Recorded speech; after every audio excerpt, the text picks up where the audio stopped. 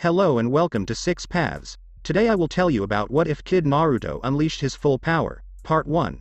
If you enjoy the video, give it a big thumbs up, and if you don't want to miss future parts, then subscribe to my channel and turn on the bell notification. Now let's begin. Come on Gigi. Let me be a ninja already. Hiruzen Sarutobi, the Sandaime Hokage, massaged his temples as he looked down at the little blonde boy who had a determined look on his face. He had been visiting the boy in order to give him a monthly allowance and help him shop for groceries as he lived alone. It might be odd that a little boy like this lives alone, instead of with his parents or in an orphanage, but the little boy held within him a massive little deterrent that kept most from wanting to care for him. Naruto Uzumaki held within him the ultimate Biju, the Kyuubi no Yoko. The same demon that had attacked and nearly annihilated Konohagakure no Sato, the village in which this story takes place.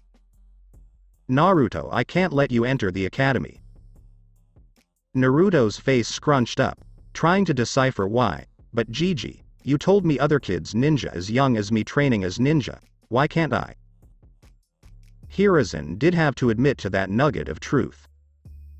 Clans in Konoha such as the Uchiha and the Hyuga trained their children from around the time they could walk to become shinobi.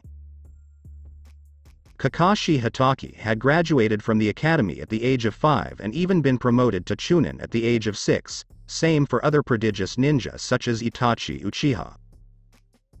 Hiruzen knew it was somewhat hypocritical of him to deny Naruto the same chance that they received. But the people of Konoha would never accept that demon spawn, training in the ninja arts right in front of them. This was more for Naruto's safety.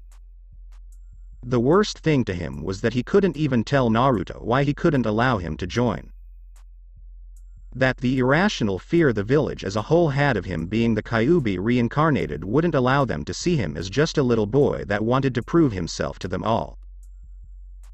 Hiruzen patted Naruto's head and looked down at him patronizingly. I'm sorry Naruto-kun. Maybe one day soon I can let you join, but not now. Naruto watched the old man walk towards his door and shut it on his way out. Naruto walked aimlessly around Konoha, trying to ignore the looks that he wasn't getting. He didn't get why Gigi didn't want him to be a ninja. He knew he would be the best ninja ever. That was all he would settle for, no matter how hard he had to work. There was something he wasn't getting, and trying to think about it made his head hurt. Eventually, by the time he had stopped pondering all of the absurd reasons that he wouldn't be allowed into the academy, he even came up with a strange conspiracy that there was some sort of demigod stuck inside of him and everybody knew but him. Crazy, right? He found himself atop his favorite place in the village, Hokage Mountain. It's beautiful, isn't it? Naruto whipped around suddenly to see a man with his head and one eye in bandages, and his right arm in a sling, also wrapped up. Naruto couldn't feel any real malicious intent from the man, so he allowed him to come closer. He stopped next to Naruto and looked out at the view from the top of the mountain. Truly being a ninja to protect this village is something that I've always felt is well worth the sacrifice. Naruto's eyes widened, but then he looked away sadly. Gigi won't let me be a ninja. I don't know why though. I mean, I'll work hard, and I know I'd be good at it. The man made a noise as if he was thinking of Naruto's words. You would really work hard? You would do whatever you had to in order to become the greatest ninja you could be? Naruto grinned widely at the man. Not just the best ninja I can be, the best ninja ever, Datbayo. The man had a small smirk upon his lips. Well then, I think I'd like to take a hand in training the greatest ninja ever. How would you like to be a ninja for me? Naruto's grin could have split his face as he latched onto the man excitedly. Thank you, thank you. I can really be a ninja? The man held Naruto off of him. Little boy, the first thing a ninja should know is to never show emotion.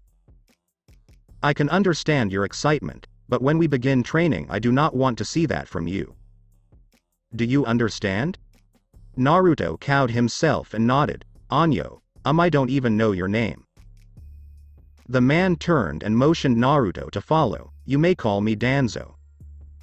Naruto, age 7. Underground, the sounds of contact were made. The sounds of physical combat were common in this place. Sparring was intense and brutal to condition the ninja to field conditions.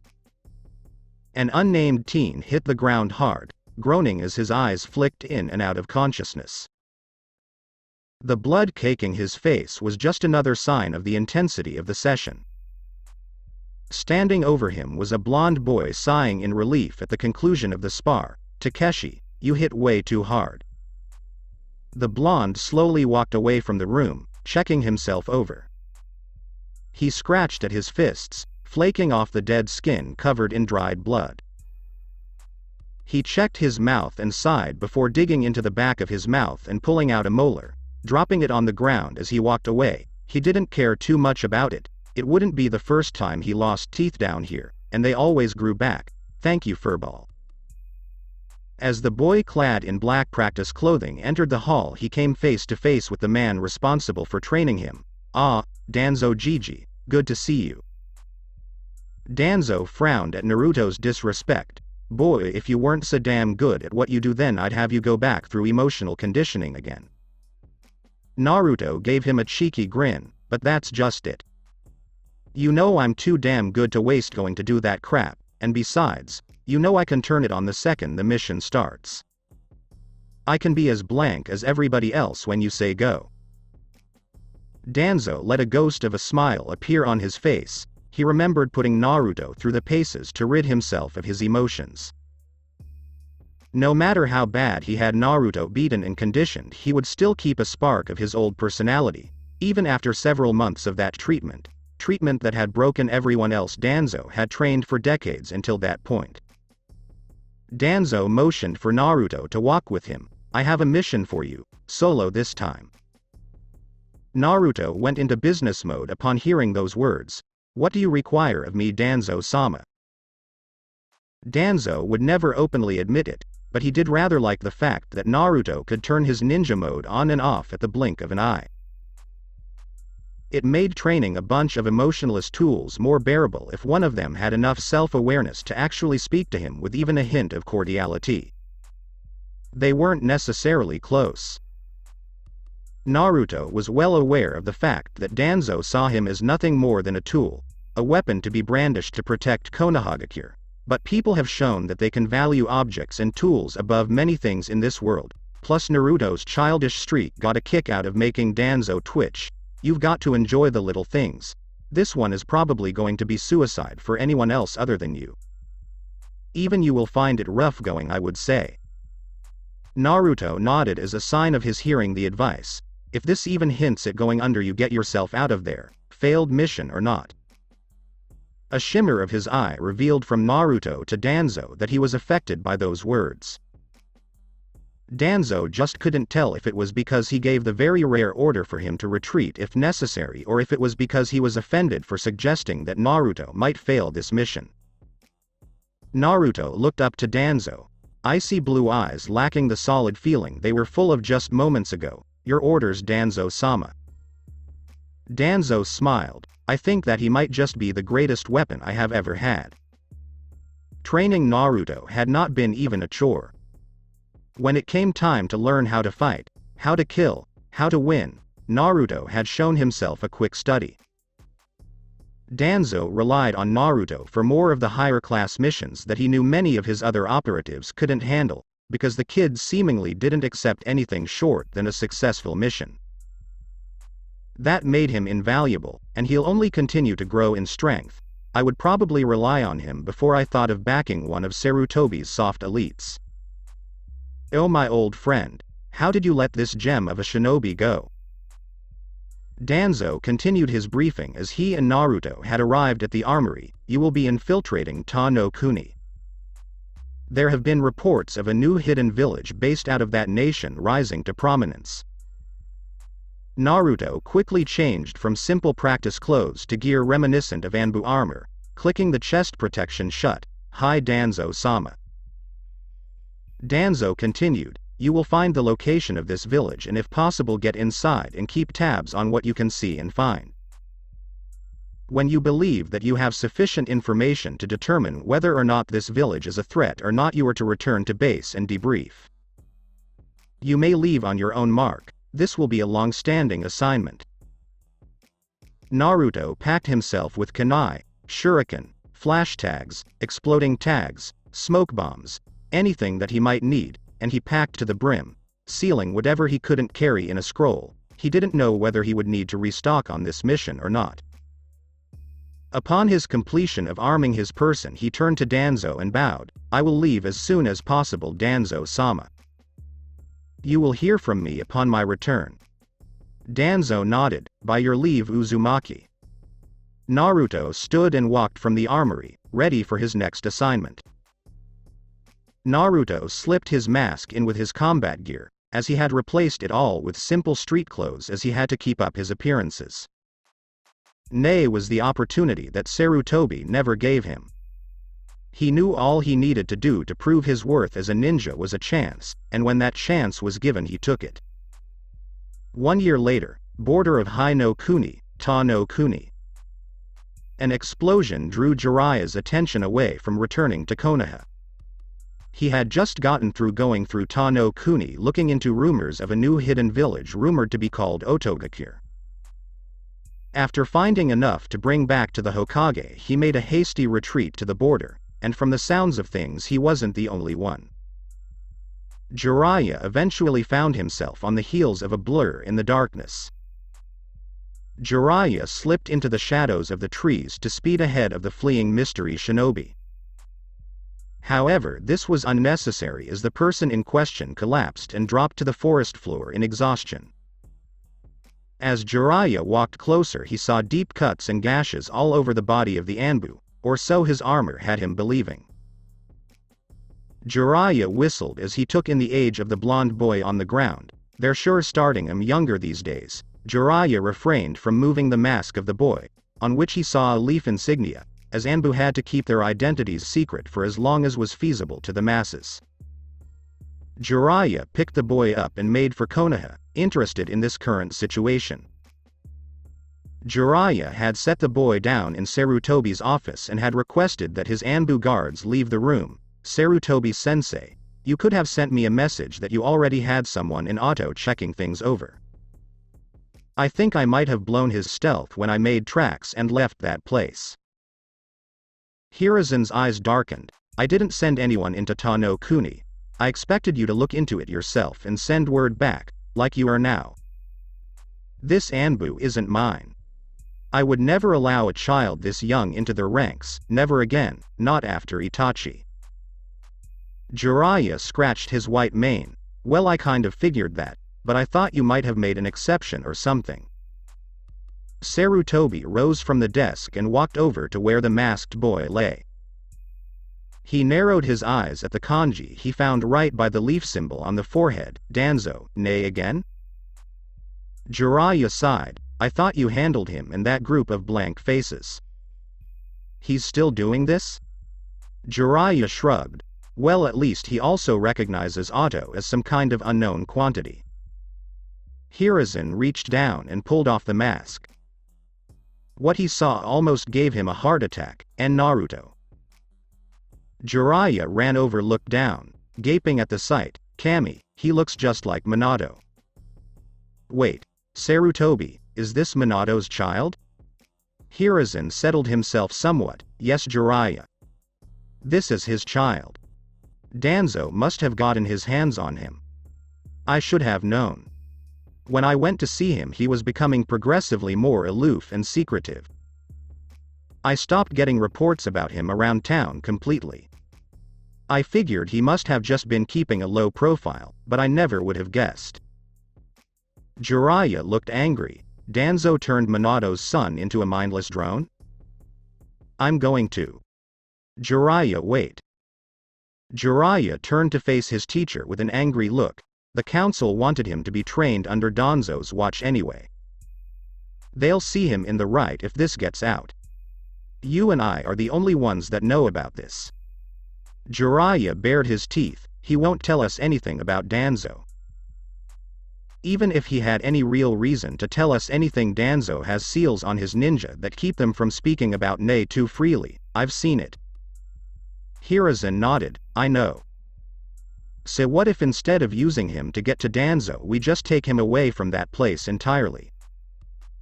Seeing Jiraiya's confusion, he elaborated. Danzo won't move to retrieve him no matter how valuable he knows a Jinchuriki is to his goals. All we need to do is keep him under watch and seal him. Jiraiya nodded in agreement. So what? Memory seal?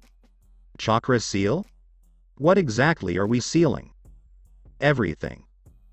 Jiraiya's eyes widened. Now when you say everything. Hiruzen stood back up. I mean everything. His entire mind and body have been utterly conditioned by Danzo to fight. He would have never been out there if he wasn't at least as strong as one of my Junin. Danzo wouldn't have allowed it. Seal it all. If we just seal his memory, then he would still be infinitely more powerful than any academy student, even without the knowledge of all of the techniques. Just with the academy techniques he would still obliterate any academy student.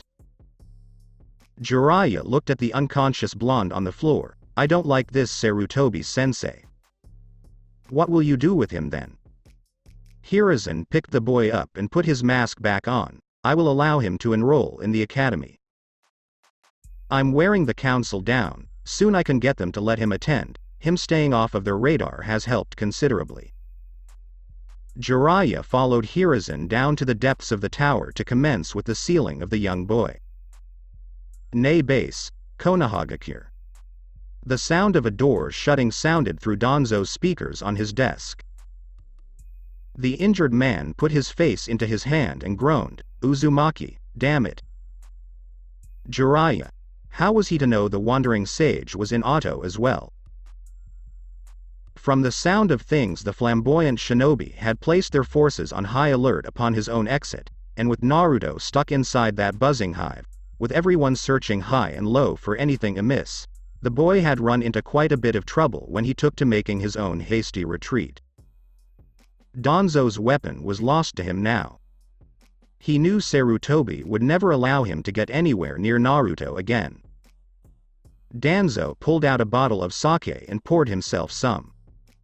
After tossing the alcohol back, he grimaced slightly, and we move along. 4 years later. A blonde in an orange jumpsuit sat down deep in the forests of Konoha. Man, that was so easy. Why wasn't that the regular graduation exam? The boy unfurled the scroll in his grip and read it. Oh man. Kage Bunshin no Jutsu? Bunshin, my worst technique. He sighed and put on a cocky grin. Right then, let's get started. Hours later. Iruka Amino, Chunin, and teacher in Konohagakure's ninja academy, stood in astonishment. Naruto Uzumaki, the dead last of his class, the failure. He had just witnessed the boy in question call upon an almost endless horde of Kage Bunshin to beat his former teacher's aide Mizuki into a bloody pulp. Naruto stood over the groaning man, smiling at Iruka sheepishly. Whoops, I guess I went a little overboard, huh? Iruka smiled and called Naruto over to him. I've got something for you, Naruto. Close your eyes. Naruto did as he was told and felt his goggles shift on his forehead. Okay, go ahead and open them. Naruto opened his eyes and saw his smiling instructor, Sans Hite 8, holding his goggles. Congratulations, Naruto. You graduate. 6 months later, forests outside of Konohagakure. Naruto was smashed back by Gaara in his monstrous form. Naruto sailed through branches until he landed against a tree and slumped against it. Naruto grunted in pain as he sat up to look at the insane Suna ninja. Gaara had a maniacal grin on his half-demonic face. You are weak, Uzumaki. You lack power. Sasuke landed on Naruto's branch. Looking worse off than Naruto himself was with strange black markings on the right side of his body. Naruto, get out of here. Get Sakura and run, I'll handle this guy. Naruto went to speak when Sasuke clenched his fists. If I can't win here, then I'll never be strong enough to defeat him. I will have reached my limits. Naruto looked at Sakura, pinned to a tree trunk with Gaara's sand slowly crushing her. Naruto stood up and wiped the blood from his lip. He looked down at Sasuke. Don't worry, Sasuke. I won't lose here. Naruto flipped through hand signs and slapped his palm to the tree branch. A puff of smoke revealed a small orange toad. Hey there, I'm Gamakichi.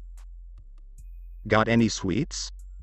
Naruto flipped out. I can't believe this crap. What's with you stupid toads? I can never get a useful one. This is really not the time for this. The small toad jumped onto Naruto's head and gave him a raspberry. So you're an amphibian hater, huh?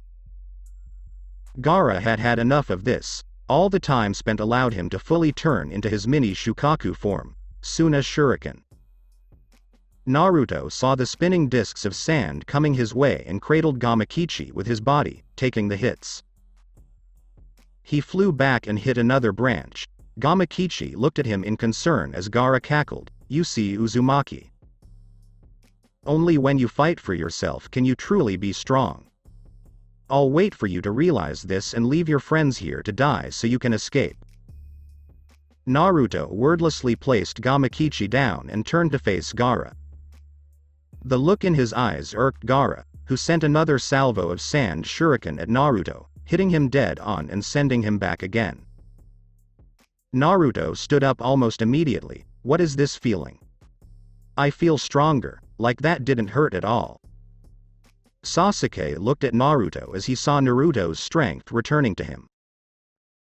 As a burst of visible blue chakra erupted from Naruto, the blonde's look of confusion and awe at himself turned to a wail of pain as he clutched his head and dropped to the ground screaming. Naruto's Mindscape. The Kyuubi no Yoko was bored. Bored. It had been bored for years. Ever since Naruto's memories and skills had been sealed away, there wasn't any action for it to watch, or even partake in, as Naruto was wont to do from time to time. When the boy finally made his return during his month of training with Jiraiya, he was noting like the Naruto that had earned his respect in his childhood. This Naruto was loud and brash, with no true talents to back it up with. The old Naruto wasn't nearly as loud, and while he had his moments of being a loudmouth, he always had the talent to go with it and the drive to do better. The seal had handicapped him in his thinking for 4 years. The Kyuubi really couldn't even say that the new Naruto had potential. The old one had potential, and he had started achieving it, then it was taken away, and no one can have potential twice in their lifetime. As it pondered how exactly it was going to break out of its rotting prison, many markings appeared on the outside of the Kyuubi's cage. At first it was confused, until it remembered the exact same patterns appearing 4 years ago right before everything turned to shit. Oh, it's about time. Took you long enough, Ninjin. Focusing its chakra into a line, it pushed it out from the bars of the cage slowly so as to not upset the Shikifujin. Finally, the chakra made contact with the walls and began to cover the lines, following them straight to the source. As the Kyuubi watched the lines turn red and rush off down the halls of Naruto's mind, it allowed itself a triumphant smirk on its vulpine features. Welcome back, Kit. Tamari had seen the Uchiha fight Gaara. He had done well until he ran out of chakra and began getting decimated by Gaara until his orange-wearing teammate came onto the scene. Then he ended up getting beaten down too. During his beating, however, he began to gain energy, taking Gaara's shots and walking right through them. He exploded with raw chakra, and Tamari had never seen anything like that before. Chakra visible to the naked eye, so much that it seemed strange to the boy himself. As he began getting a handle on the situation, he collapsed, screaming and holding his head all the while. As he lay on the tree branch, a strange mark appeared on his head, forcing lines to branch out over his entire body, covering him from head to toe. Tamari shook in place on her branch. They're all freaks, every last one. The lines suddenly turned red as a massive pressure filled the immediate area. It didn't feel evil, malicious, angry, or anything. It just felt like Naruto, just magnified 100 times. The lines faded away from the downed blonde. All attention turned to him as he groaned and stirred on his belly. He quickly snapped to his feet and looked around his own body, flexing his fists and shaking out his legs. The only noticeable change in his base appearance was the scar going down his eye, a battle scar that wasn't existent a moment ago. He had an angry sneer on his face before he shook his head pitifully. "Kami, I suck, I'm as weak as a kitten like this. What happened to me? I'm confused." Sasuke looked up at Naruto.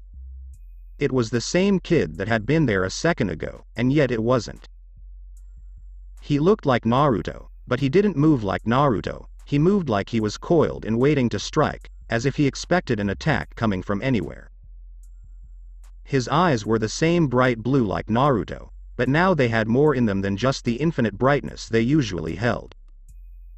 It was still there, but there was more that Sasuke couldn't quite see. He was as calm as they came. You wouldn't even know that he was preparing to get into a fight from looking at him, and he looked out at Gaara without fear, anger, interest or anything, and he accentuated this by sighing and speaking his next words. "All right, Gaara. I don't know what the hell is going on with me right now. I have an idea, but I need some damn answers, but to do that I need to go back to Konoha. I need to go back and end this invasion and you're in my way, so, it's time to get you out of the way." Naruto's head was splitting. The rush of memories returning to him in that instance gave him the mother of all migraines, and the dueling memories of his time in Nae and the memories that he assured himself were implanted somehow weren't helping at all either. After hearing the confidence in Naruto's voice ring out in the forest, Sasuke spoke up. "Naruto, what happened to you? What's going on?" Naruto looked down at Sasuke with one eye and back up at Gaara. "You know, I'm not entirely sure myself. Right now, I feel like crap, but compared to the way I've been feeling for the last 4 years I feel amazing. It's hard to explain." He grunted. "It's not important right now. I have to beat his ass, hustle back to Konoha and find someone, like Danzo or something, that can explain all of this to me. So here's what we're going to do. I'm going to attack him, and you aren't. Now commencing operation. Beat Gaara's ass." Sasuke had a myriad of questions running through his head at this point. What happened to the Dobi? Who is Danzo? What the hell does he mean I'm not fighting? Gaara heard his voice speaking to Sasuke the entire time and cackled to Naruto across the trees. "You aren't strong enough, Uzumaki. Leave them behind and run. Nothing has changed, you still don't fight for yourself." Gaara flung more sand shuriken at Naruto, who scoffed and grabbed Sasuke by the back of his collar and ducked and weaved out of the way of the projectiles. After he had gotten through them all, he dropped Sasuke back on the branch and scoffed. "Pathetic. I'm slow as dirt. Did my muscles atrophy or something? I became a ninja anyway, which means I should be conditioned like a genin. I should have kept my speed at least." Gaara looked at Naruto, looking himself over after dodging with Sasuke. This angered him. It was like Naruto was ignoring his existence. Just like everybody else. Just like everybody else. Don't ignore me. Gaara had mouths appearing all over his body as he took a deep breath and released it ahead. Futon. Mugen Sajin Daitapa. Wind release. Sandstorm devastation. Gaara released a massive blast of air in a sandstorm in Naruto and Sasuke's direction, tearing off branches and cutting into the bark of trees. As the wind died down, Gaara couldn't see Naruto or Sasuke, no sign of either. "It's a shame." Gaara turned around to see Naruto standing behind him right before Naruto's fist lifted him off of the branch and sent him crashing to a lower level. Naruto crouched on the branch and watched Gaara try to stand, You had a defense that only the fastest could bypass and only the strongest could breach, and what do? You cast it away for raw power when things get a little tough. Raw power can only overwhelm skill and finesse in extreme qualities. Naruto pointed at Sasuke, who was over by Sakura, Pakun, and Gamakichi. You beat him in this form because he was already burned out when you transformed.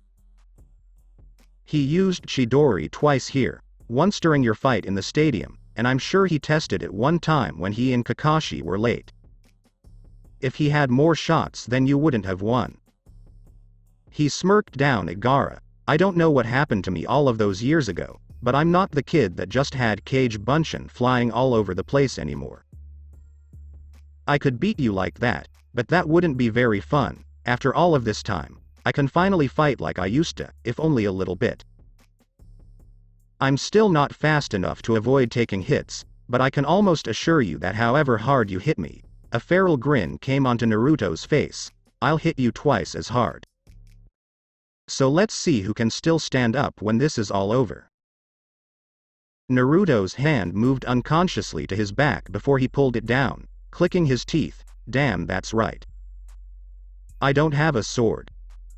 Seriously, what happened to me? These phantom urges to fight like I was trained to are going to get me killed if I don't get it together. Gaara stood with a growl. You aren't stronger than me. You fight for the Uchiha. You fight for the pink-haired girl. Fighting for others makes you weak. Naruto scoffed. That's the stupidest thing I've ever heard. There are detailed stories of mere mortal men overcoming demons for others. The Yondaime Hokage overcame the Kyuubi no Yoko for his village. Orochimaru fights for himself. You fight for yourself, and that's why you will both lose here today, because you don't have a true purpose to fight. Naruto cracked his knuckles, but let me show you just how wrong you are. Don't blink. One flash tag later and Naruto's presence was gone from the area. Everyone looked around for any sign of the blonde boy who had changed from the orange loudmouth they had taken him for based on past experience. Chuckling rang out through the forest, but not from any particular area, as Naruto was projecting his voice. That little sandstorm from earlier wasn't a futon jutsu. This is a futon jutsu. Futon. Repushu, wind release, gale palm. A fierce gale came from the trees above, sending wind and weapons at Gaara from above. Gaara lifted his arms to block vital spots and allowed the kunai and shuriken to bury themselves into them. Gaara lowered his hands and shouted out loudly, "Is that the best you have, Uzumaki? Come out and fight me. Give me a real fight. Let me feel alive." Naruto's voice rang out again in mocking laughter. If you wanted to feel alive, then you shouldn't have caught those weapons. Even with all of that power, you're still just a baby genin, huh? Just listen, and tell me what you hear. Everyone silenced themselves in order to listen for Naruto's warning. Temari's eyes widened, too late to help. A hissing noise coming from Gaara was being muffled by the sandy appendage he had caught the mishmash of ninja tools in. Gaara, no. Temari's shout of warning did no good. It was too late for him to cast them out as a massive explosion took place in the trees, and the fireball that used to be Gaara fell to the forest floor. The others could only look on in amazement as the goofy boy in orange was systematically decimating the strongest person out of them all. Naruto's voice rang out again. Damn it, I should have just killed you. Gaara was like a puddle of melting sand on the ground as Naruto spoke. I guess my fake self has more influence over me than I thought. I should be down there killing you right now. But for old time's sake I guess I'll hit you with an attack inspired by him. Suddenly several Narutos rushed out of the foliage and kicked Gaara into the air, one after another. Yu. Zu. Ma. Ki. As Gaara was stuck hanging in the air, a wave of orange revealed itself from the leaves above. Countless Kage Bunshin from Naruto descended with their fists and feet cocked to strike. Naruto Nisei Renden, Naruto Uzumaki 2K Barrage. Naruto's Bunshin dropped an obscene amount of physical offense on Gaara's prone form, driving him back into the ground hard. Naruto and his clones littered the trees looking down at Gaara. Naruto sighed yet again. If I was at full strength, he'd be a puddle in a crater right now. Someone's going to answer for this. Gaara looked up at the masses of Naruto Bunshin looking down on him. Each of them had the same uninterested look on their faces, as if they were trying to ignore him. Cold blue eyes magnified by 1,000 staring down on him. There's no way. Gaara allowed the final shred of sanity and reasoning inside of him snap. There's no way I'm going to lose to a guy like that. The original Naruto's eyes widened as Gaara's chakra spiked. Oh crap. He can transform again. Naruto was blown back hard as Gaara was completely immersed in sand, swelling to the sky. Naruto's Kage Bunshin were dispelled as Gaara's towering sand smashed them asunder.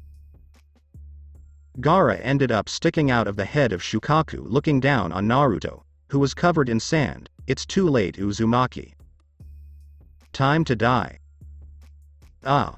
Like I said, power cleanly outclasses skill only in overwhelming quantities. Naruto sat, entirely encased in Gaara's Sabaku Q. Well, this is great. I'm too weak to break it. Now what? Naruto smirked as he remembered that he didn't stop learning things when he lost his memory. Arrow Sennin, you might have been useful after all. Naruto bit his thumb and made a few hand signs. Gaara put out his right hand. Sabaku Sous. Kachiyose no Jutsu, summoning jutsu. In a massive burst of smoke, Naruto found himself seated atop the head of Gamabunta smirking out at Gaara. You didn't think it would be that easy, did you? Naruto looked down at Gamabunta. Hey there, boss Toad. You want to help me out and take this jerk down with me? He's a little too big for me to handle alone at this time. Gamabunta directed his gaze up at Naruto. Something feels different about this Gaki, like he isn't as frantic and spastic as he was the last time I saw him. Gamabunta huffed out smoke from his pipe. Ichibi no Shukaku, no can do kid. Why would I want to go out of my way to fight a guy like that? Naruto deadpanned the giant toad a look. I thought summons were supposed to help their summoners fight in situations like this. Naruto pointed out at Gaara. Shukaku, look at that thing. If you don't help me, then I'll end up a bloody smear on the bottom of its foot for sure. Gamabunta laughed. Tough. We haven't even had a drink yet. I can't accept you as my summoner until we share a drink together. Naruto glared down at him. You'd better be the one supplying then. Because my genin ass can't afford enough liquor to get you even slightly buzzed. Gamakichi then appeared and landed on Naruto's head. Ah, help him out, pops. I like this kid. Gamabunta looked at the smaller toad in surprise. Gamakichi? What on earth are you doing here? Gamakichi looked at his father sheepishly. I just wanted to come out and see the outside world, you know. He pointed over at Gaara. Shukaku, and then that guy tried to bully me. Our boy here kept me alive and started kicking that guy's butt, but then he cheated and got all big, and now here we are. Gamabunta glared out at the sand spirit. Alright then, Gaki. You helped out my son, I appreciate that. You're alright with me. You have my support in this fight, but we're still having that drink later, you hear? Naruto stood up and nodded, his face hardening as he looked out at Gaara. Gamakichi, you're going to want to get off of my head for this next part. Gamakichi got off of Naruto's head as Gamabunta drew his tanto and held it at the ready. Whenever you're ready, boss Toad, give him hell. Gamabunta launched forward and dug his sword into Shukaku's arm. With one mighty heave he lopped it off, dropping it uselessly onto the ground before he jumped back to his distance and stared at his opponent. Gamabunta huffed in exhaustion. That almost took everything I had. and all I took was his arm. Naruto smirked down at Gamabunta. Wow, and I thought I was out of shape. I've been out of full commission for 4 years, what's your excuse? Gamabunta eyed the boy. Watch it, brat, or I'll squash you. The smile disappeared from Naruto's face as he looked back out at their mutual foe. Kill me later, we still have a problem. Gaara looked at Naruto excitedly. Interesting Naruto Uzumaki. I like this is a fantastic battle. Gaara brought his hands into the ram seal, Tanuki Niri no Jutsu, feigning sleep technique. Shukaku's star-shaped pupils spun wildly and he yelled to the sky, I'm free. Naruto kept an impassive face. He just made this a lot more difficult, didn't he? Gamabunta nodded with the boy on his head, and why wouldn't he? Alright, let's try something here. Shukaku inhaled deeply. Futon, Rankuden, wind release, drilling air bullet. He launched a massive airball at Gamabunta, who prepared his own attack. Sweden. Tepodama, water release, liquid bullet. Naruto flew through his own hand signs. Let's give you a boost, boss Toad. Futon. Daitapa, wind release, great breakthrough. Naruto let out a massive crushing wind that sped up Gamabunta's water bullet, forcing it to obliterate Shukaku's attack on contact. It continued on to collide with the demon itself, knocking it off balance and sending it to the ground. Sasuke was watching the fight with envy. Naruto had seemingly hit some mental switch in his head and now Gaara couldn't even touch him. What kind of power is this? This Naruto is completely different from the one I've been working with for so long. Temari was completely overwhelmed. She had left to find Kankuro after Gaara had fully transformed and returned, thinking that Gaara had killed Naruto and moved along towards Konoha. She wanted to bypass him entirely and avoid his killing spree. When she returned, she was shocked to see that Naruto was not only still fighting, not only forcing Gaara into a full possession, he was winning. She and Kankuro had to check to make sure they weren't dreaming. This boy. He isn't normal. How can he keep pace with Gaara? Naruto looked down at Gamabunta. So how do we end this? Gamabunta was impressed by Naruto boosting his attack. He knew it would have been a stalemate otherwise. This really isn't the same kid from last week. Gamabunta remembered that Naruto had asked him a question. We need to wake up the host. The boy on his head, you need to wake him up. Naruto frowned and grunted. Killing him would be easier, way easier. We can just pepper him with big attacks until Gaara's a big red blotch on his forehead. He's totally exposed. Gamabunta chuckled. That's ruthless, Gaki. It's an idea that would give us more problems than answers, though I'm afraid. Killing the medium in the midst of a full possession could end up with the demon being freed. It already has a form to go with its soul, so it wouldn't need the host in that instance. The blonde nodded. Okay, so wake him up it is then. He furrowed his brow in thought. But all of my attacks that I could launch from here can kill him. I need you to get in close so that I can wake him. Gamabunta looked at his hands. These webbed hands of mine aren't much for grabbing a hold of things. How do you suggest I get him? Naruto scoffed. I said get close, I didn't say grab him. I can reach him myself, don't you worry. Gamabunta prepared to charge, as Shukaku reached an upright position once more. Naruto closed his eyes to get in touch with his inner demon. Naruto's Mindscape. Naruto appeared in the sewer of his Mindscape in front of the Kyuubi's prison. Naruto looked around and shook his head. Kami, this place is a dump. I didn't leave this place looking like this. Demonic laughter rang out from behind the bars in front of him. No you didn't, Ninjin. Whoever placed the seal on you messed with your mental functioning and reverted your mind into a dump, as you can plainly see. Naruto nodded. So will it get better? Because this is seriously depressing. Wait, seal? There was a seal on me? Yes, Kit. If your mind goes back to the way it was before 4 years ago, then your Mindscape will return to its former state. The Kyuubi turned serious at this point. There was a seal placed on you after your disastrous mission to Otogakure. I can't tell you who did it because I was unconscious from using so much chakra to heal your wounds and keep you going until you reach the border. I woke up here, again. Needless to say, I wasn't too happy. Naruto laughed slightly. So that's why you were so pissed off when I showed up here last time. You tried to freaking eat me, you know. Why didn't you say anything?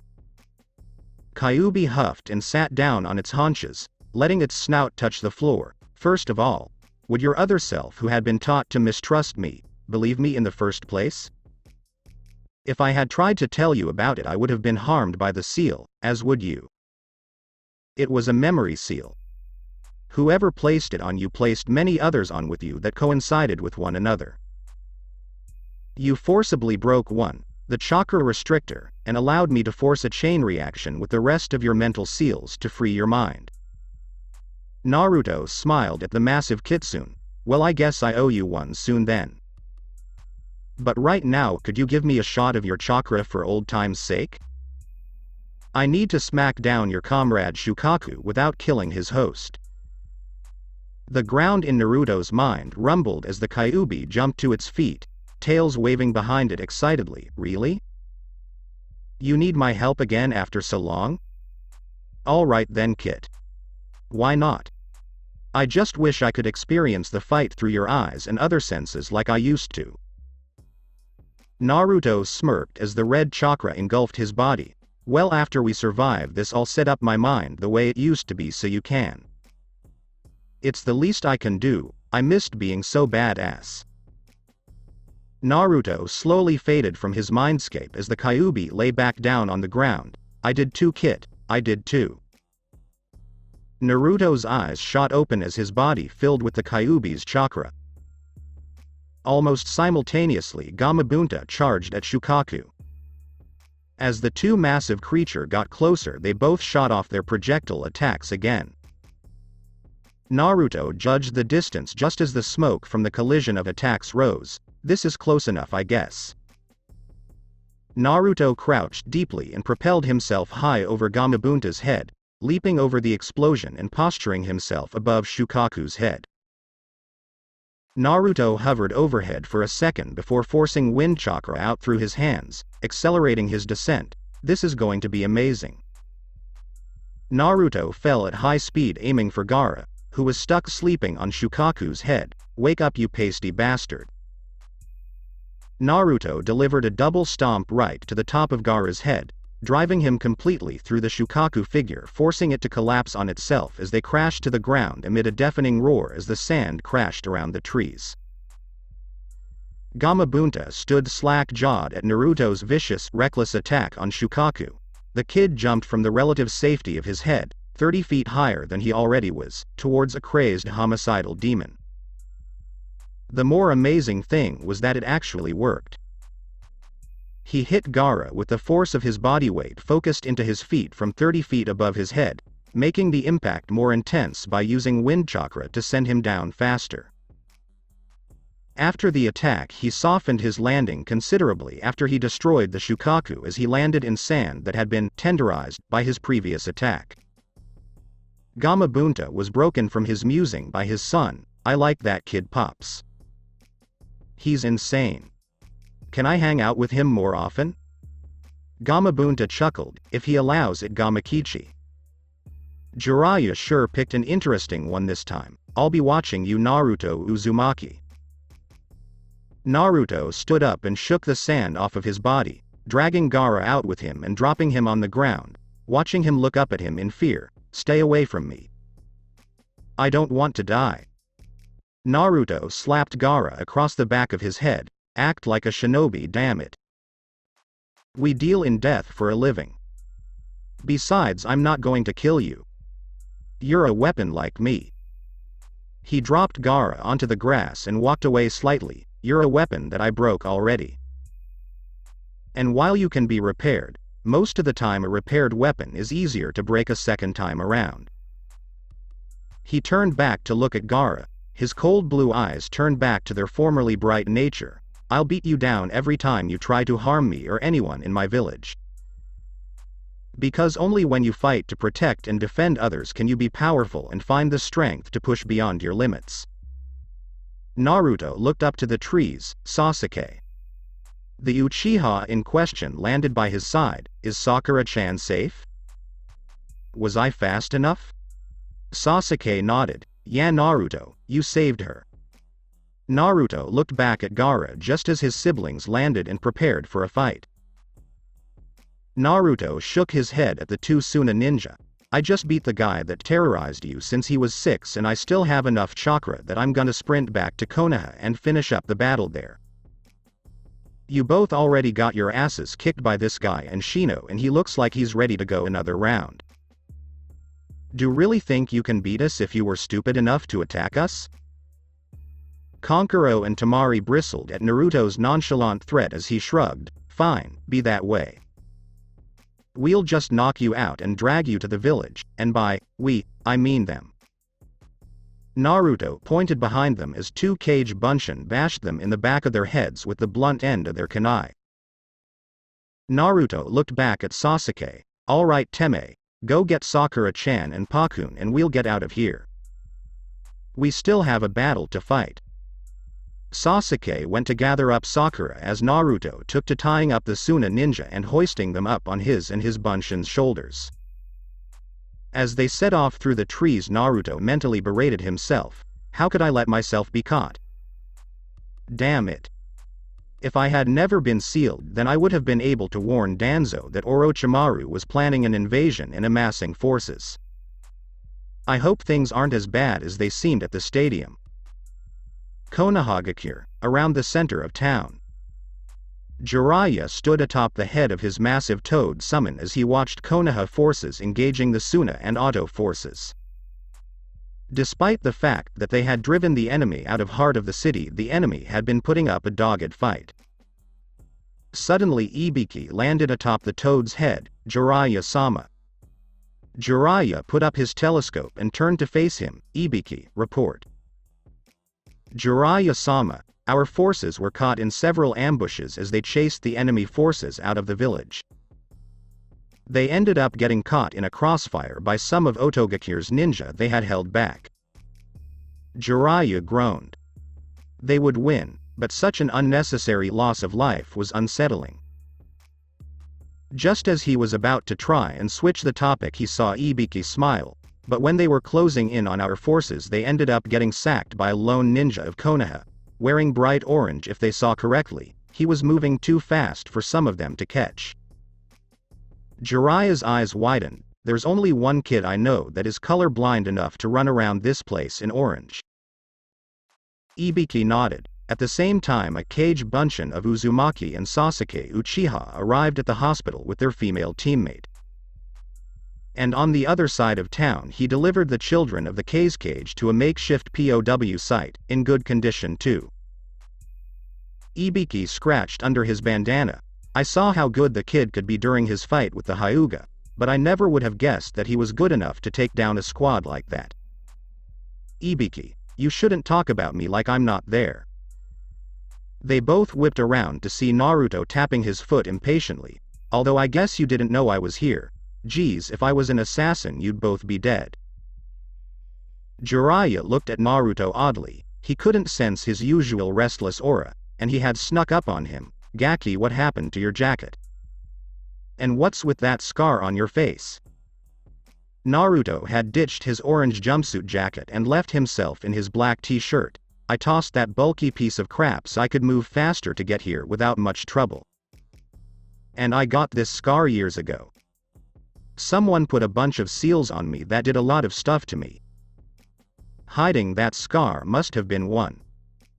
Naruto saw Jiraiya flinch when he spoke about the seals. We can talk about that later. We will talk about that later, Datbeo.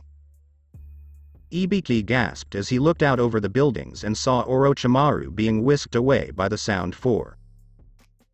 Naruto growled and crouched down like a track runner, preparing to take off in hot pursuit until Jiraiya grabbed his collar. You're not fresh, kid. You can't take Orochimaru and his entire force of bodyguards alone. Naruto looked at him blankly. I'm not alone. You should be as strong as he is, right? And Ibiki can help me beat his entourage and help you. If he's running away, then that means he knows he lost today and he might be hurt. We can turn his retreat into a rout and finish this here. Jiraiya was about to respond just as a cloaked Anbu landed on the toad, bowing to Jiraiya. Jiraiya-sama, it's about Sandaime-sama. Jiraiya grinned widely. So Sarutobi-sensei sent the old snake back to his hole, did he? The Anbu flinched under his mask. Hokage-sama was killed in combat against Orochimaru. The three other ninja stood in stunned silence atop the toad as the sounds of battle still rang out into the air. Naruto looked to Jiraiya, who looked down at him. That's enough death for one day, kid. It's time to regroup and mourn. Naruto said nothing and followed Jiraiya back to the Chunin exam stadium. He could get his answers later, he had nothing but time. Now belonged to the entire village as a whole. Naruto was far more ornery than usual as he partook in the usual D-rank missions that genin teams like Team 7 got. While part of him knew that this was truly necessary at this point in time, seeing as how the village was getting over the damage incurred during the invasion of Otto and Suna, the part of him that was locked away at the age of 8 that was used to missions that could end with him being killed, and the brash childish part of him that resurfaced after his memory had been sealed and longed for missions with potential for action like that.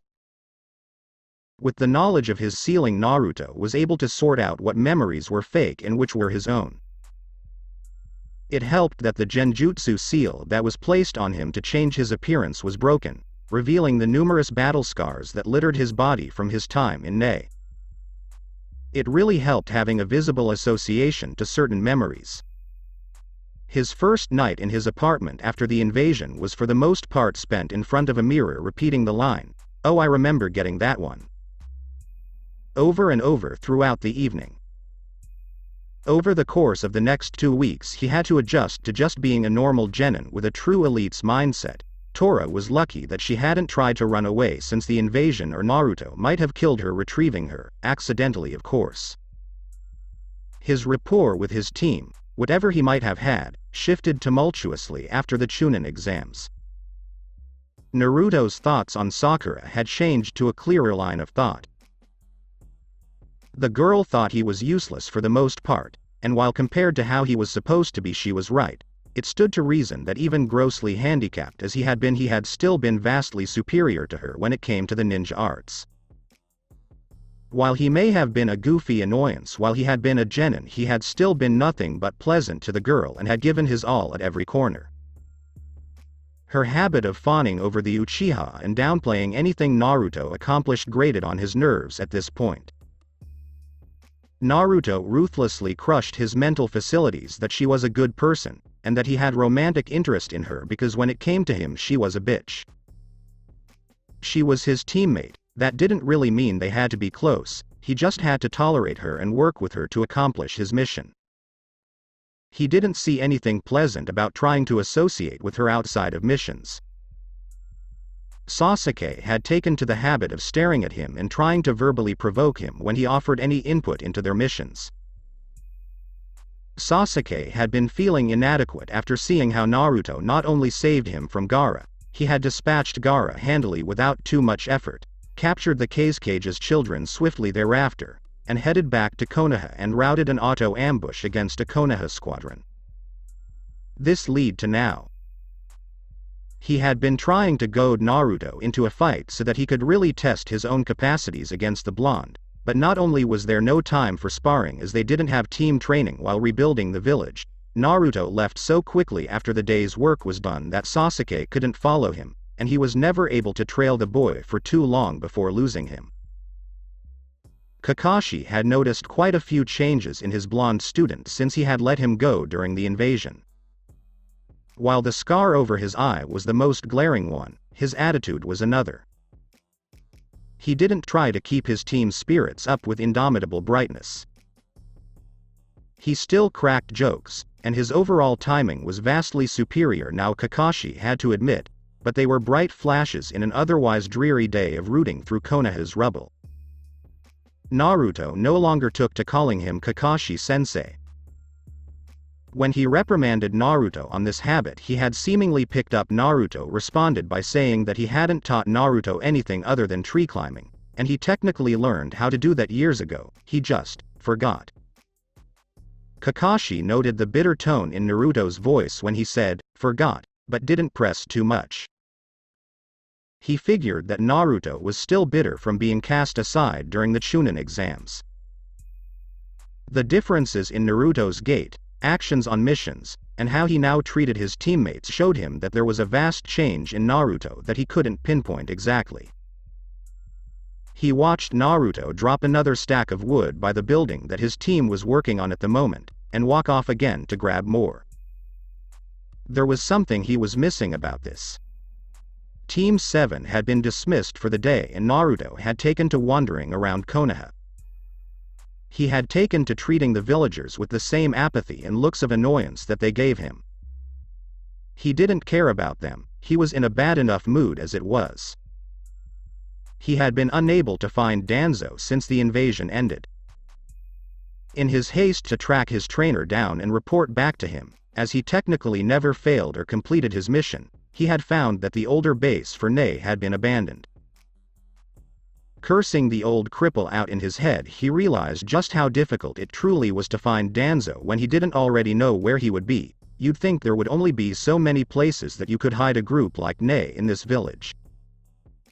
Naruto understood things from both sides of the fence.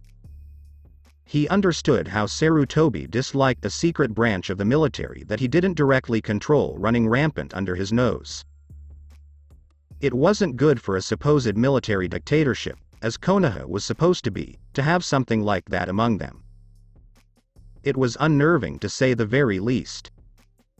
But Naruto knew that if he truly knew that honestly, Danzo only had around 20-25 well-trained ninja, including himself. Compared to Konoha's forces, it was simply a drop in the bucket. And while Konoha's true forces had a never-ending supply of recruits and potential, only certain types ever had a chance in Nae, and they weren't readily replaceable. Nae took Konoha's dirty missions. The jobs that somebody had to do, the kind of stuff that stepped on people's toes on the large scale of things, but if they never took place then it would expose Konoha's back to the lions. The killings that Konoha couldn't be caught having any hand in, the alliances that could substantially benefit Konoha but that had less than moral basis. There was a reason that the seemingly most powerful village in the nations didn't have too many problems regularly compared to the others. Sarutobi directly chose not to accept certain missions for the sake that they could be seen as an aggressive move on Konoha's part. Danzo took these missions for Nae. Nae had to be better than the majority of other ninja simply for the sheer difficulty that their missions entailed. There were no D-rank missions, hell there weren't even any C-rank missions. Everything you did in Nae was B-rank and up. If you weren't ready then you trained and drilled until you were, no other way about it. If you couldn't cut it after all of the things you were put through until that point then you died, namelessly, facelessly, and miles away from home. He needed to find Danzo. He knew that the second he actually put on Konoha's Hite 8 he was basically no longer Nee's shinobi, but he still had the mindset of completing his mission. He also wanted to find out exactly what the hell happened to him. If anyone knew, Danzo did. His thoughts then drifted to the mission he had been tasked with as he clenched his fists, his emotional nature spilling out. If only he had gotten back sooner, if only he hadn't stuck around for so long, if only somebody didn't get a wild hair in their ass and sabotage Otogakure's information department with explosives. If only all of those things hadn't happened then he would have been able to return and send word on Otto's plans. He had found everything. He found that it was being run by Orochimaru.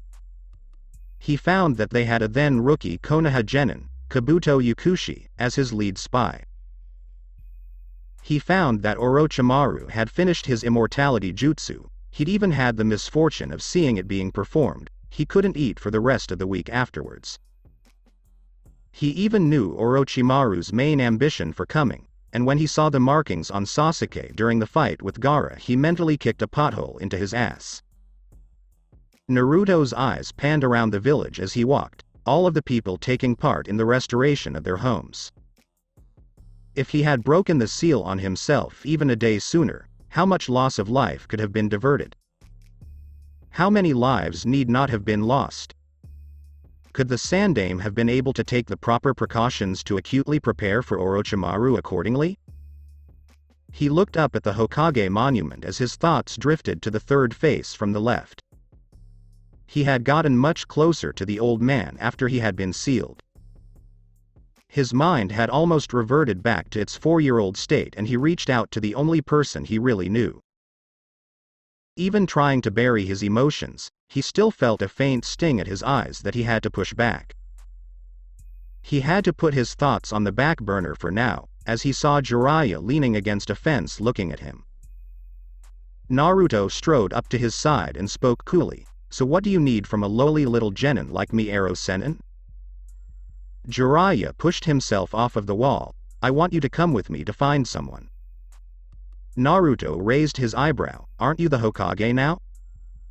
Jiraiya let out a short laugh. "Those old goats wanted me to take up the spot, but I have too much on my plate to just do so like that." Naruto headed past him towards his apartment. "Then I'm not going. I'm not some escort or bodyguard, I'm a shinobi. If this isn't an order from my higher-ups, then I'm not volunteering for this. I can spend my time better by helping to rebuild, getting back to my old level of skill, and finding out who put those goddamn seals on me." Jiraiya caught up with him quickly and placed a hand on his shoulder. "Well, the other genin can help rebuild. And I was going to teach you a jutsu that makes Chidori look like child's play. And those seals, I might know something about that." Naruto looked at him. "Okay, you've got me on the rebuilding. And did you hear what I said? I need to get back to my old skill level. I don't need a jutsu. I have enough of those, I just can't use them right now. I need to get back to my old speed and strength first and foremost. I felt weak like an infant and moved like a snail during the invasion."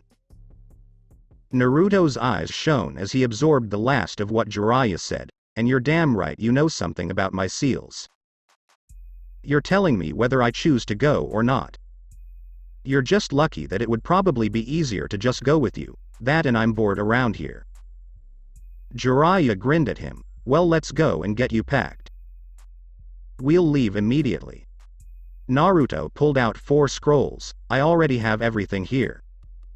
I always keep supplies for a long mission on me at all times, you never know when you'll get called away." He placed them back into the pockets of his jacket. "This big, bright piece of crap is good for something, I suppose." Jiraiya laughed loudly. "If you hate it, then why wear it?"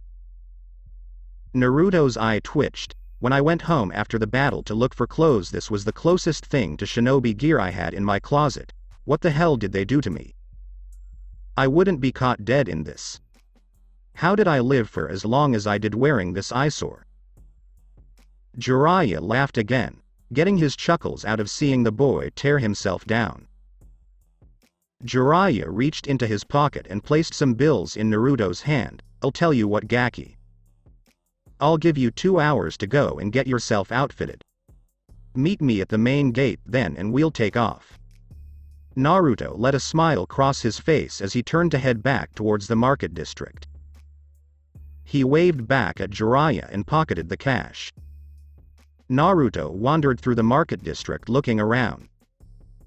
While the Naruto that had become a genin would simply enter a shop and hope he didn't get ripped off, this Naruto was sick of being broke all of the time and was running through his head all of the shinobi shops that had done it to him. "That place did it. That place did it. That place won't even let me in to do it." Naruto had gotten his tools from old scavenging habits. It amazed him how many tools were wasted by ninja just during training even back when he was little.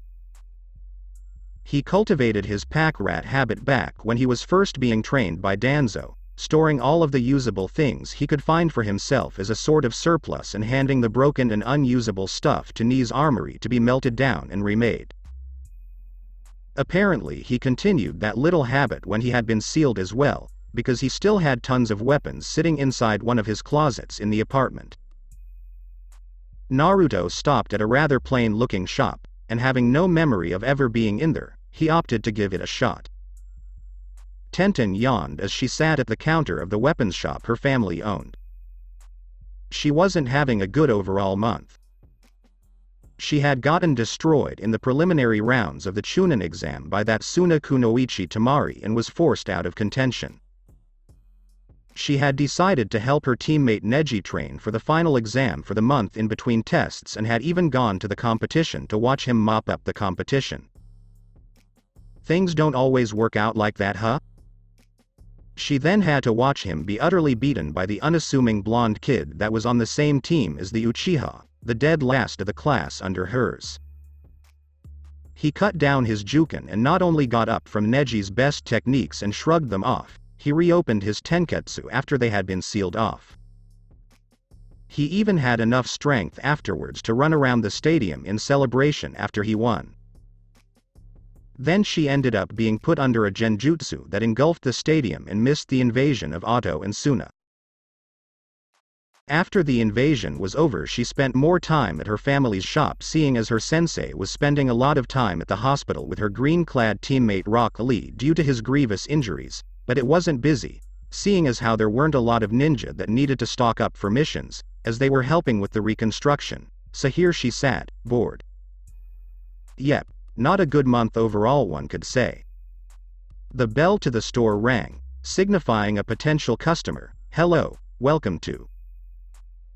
As Tenten's eyes drifted to the door, she saw the very same blonde kid that had beaten her teammate looking around her shop. "Hey." Naruto turned to face her curiously. Realization spread over his face. "Oh, hi there. Tenten, right?" As she looked at his inquisitive face, she noted the scar sitting over his right eye. "Huh, that's new." She pointed out at him accusingly. "You're the kid that beat Neji."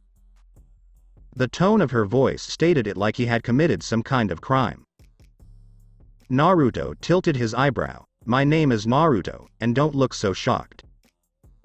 Was I supposed to let him win or something?" Tenten was taken aback by his calm answer. She was conditioned from seeing him throughout the exams to expect a loud, hot-headed response. "It's not that, it's just that you really weren't expected to win then." Damn idiot persona, it just had to wreck his standing in the eyes of the many. Oh well, he liked to be surprising anyway.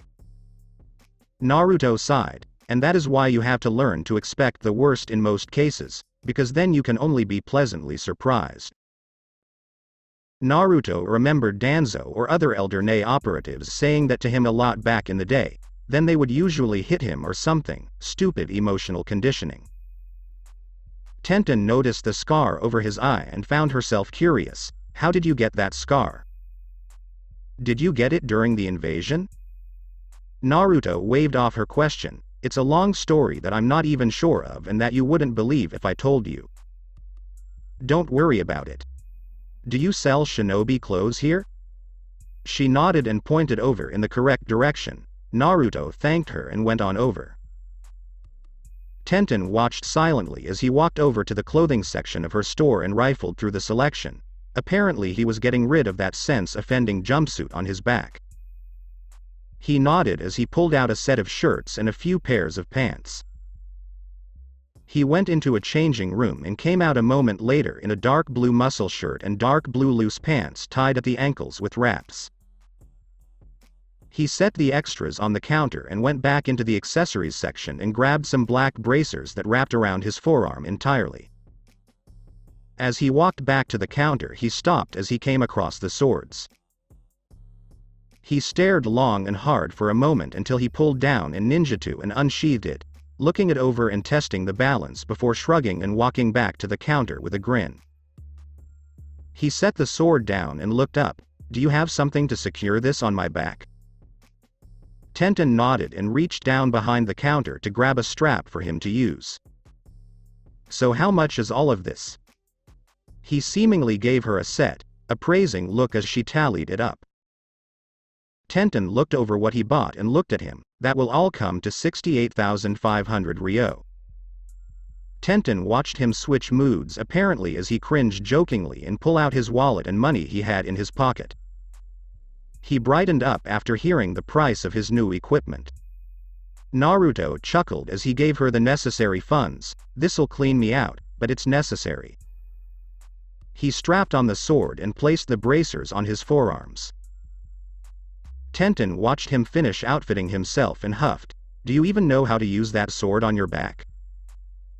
Naruto shifted the ninjutsu into a comfortable position on his back. I'm an old hand at it. It's time for me to get back into practice with kenjutsu. I was no slouch, I should say. I might be rusty if anything. Naruto quickly drew his sword for a few test slashes and shifted through a few regulation Anbu stances before re-sheathing it. I think I'll be fine. Tenten's eyes gleamed for a second. You wouldn't happen to be interested in a spar, would you? Naruto smiled. Yeah, sure, why not? I don't have anyone to practice with anyway. I have to leave right now, thought. I might look you up when I get back. Tenten smiled at him as he moved towards the door. I think I'd like that, Naruto. Naruto stopped at the door and turned around. I left the jumpsuit in the back. Feel free to burn it at your leisure, like on your break or something. I still have a closet full of them to get rid of. Bye, Tenten. Tenten waved goodbye as he left the store. She furrowed her brow and thought, how can a guy change like that in 2 weeks? Jiraiya noticed a familiar mop of blonde hair heading towards the main gate. As he got closer, he whistled at Naruto's appearance, looking dapper kid. Naruto looked up at him and grinned. It's easier to get girls if you don't blind them when they look at you. Jiraiya patted him on the back as they began walking through the gate. Well said, Gaki. As they walked on, Naruto eventually sighed and looked up at Jiraiya through half-lidded eyes. Alright, we're far enough from Konoha that if I don't like what you have to say I can kill you and no one can stop me. Tell me what you know about my seal. Jiraiya tried to be funny. Well, the Shiki Fujin is meant to hold back the Kyuubi. Naruto gripped his sword as he glared at him. Don't be an ass about this, I'm serious. What happened to me? Jiraiya sighed. Okay, but if I tell you this then you have to wait until I'm through explaining before you try to gut me, deal? Naruto kept up his glare but nodded. Jiraiya began. Alright, you know your little trip to Tano Kuni? I'm the one that found you. I was there too, investigating rumors on Otogakure. When I left I decided to torch their files. Stuff on Orochimaru's bloodline research, jutsu development, things like that. Naruto's eyes widened.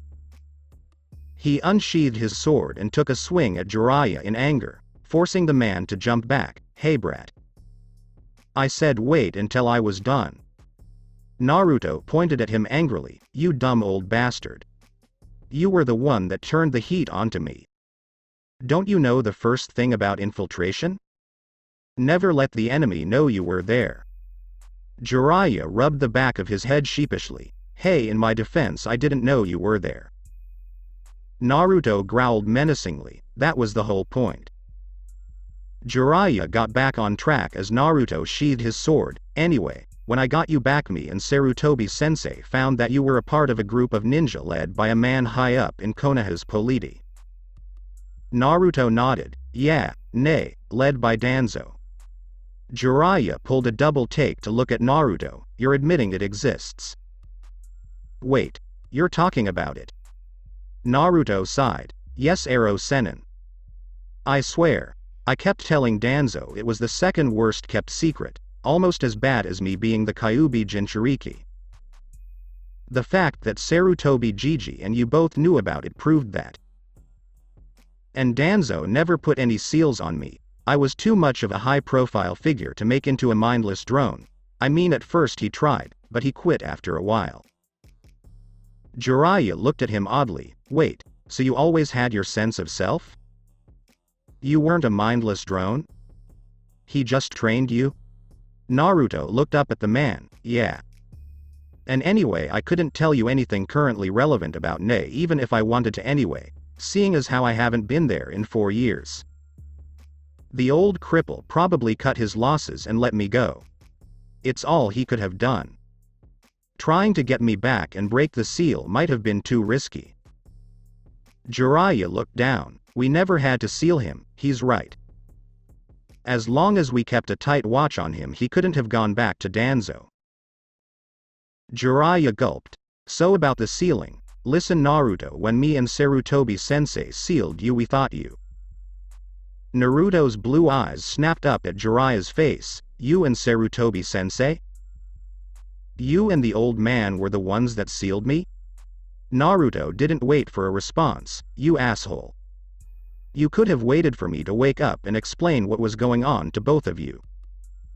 Instead, you left me with the mindset of a 4-year-old? I was mentally behind everybody else by 4 years.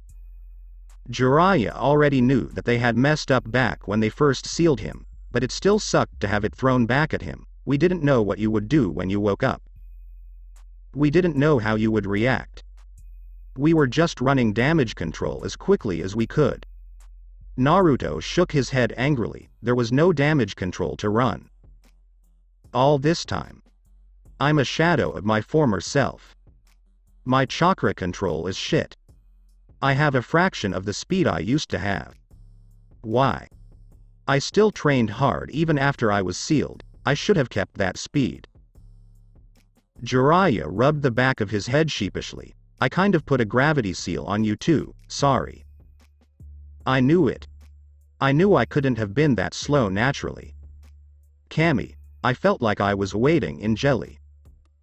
Naruto undid his hite to reveal his forehead. Take the seal off, damn it.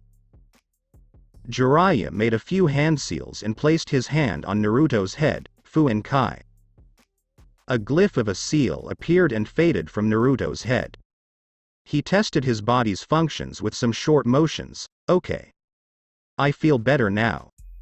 Jiraiya felt the need to keep explaining. Naruto just kept walking. I don't want to hear anymore right now. I don't think I can take much more of this story before I feel the need to hurt you. You guys almost killed my career, you know that? Come on, let's get to a town. Jiraiya and Naruto had gotten a hotel for the night in a town not far off. Upon arriving, Jiraiya had gone off gallivanting after some woman who showed a little interest in him. This suited Naruto just fine, as he didn't really want to be around Jiraiya at the moment anyway. Naruto took himself up to their room and laid down on one of the beds. He had a whole new set of things to think about.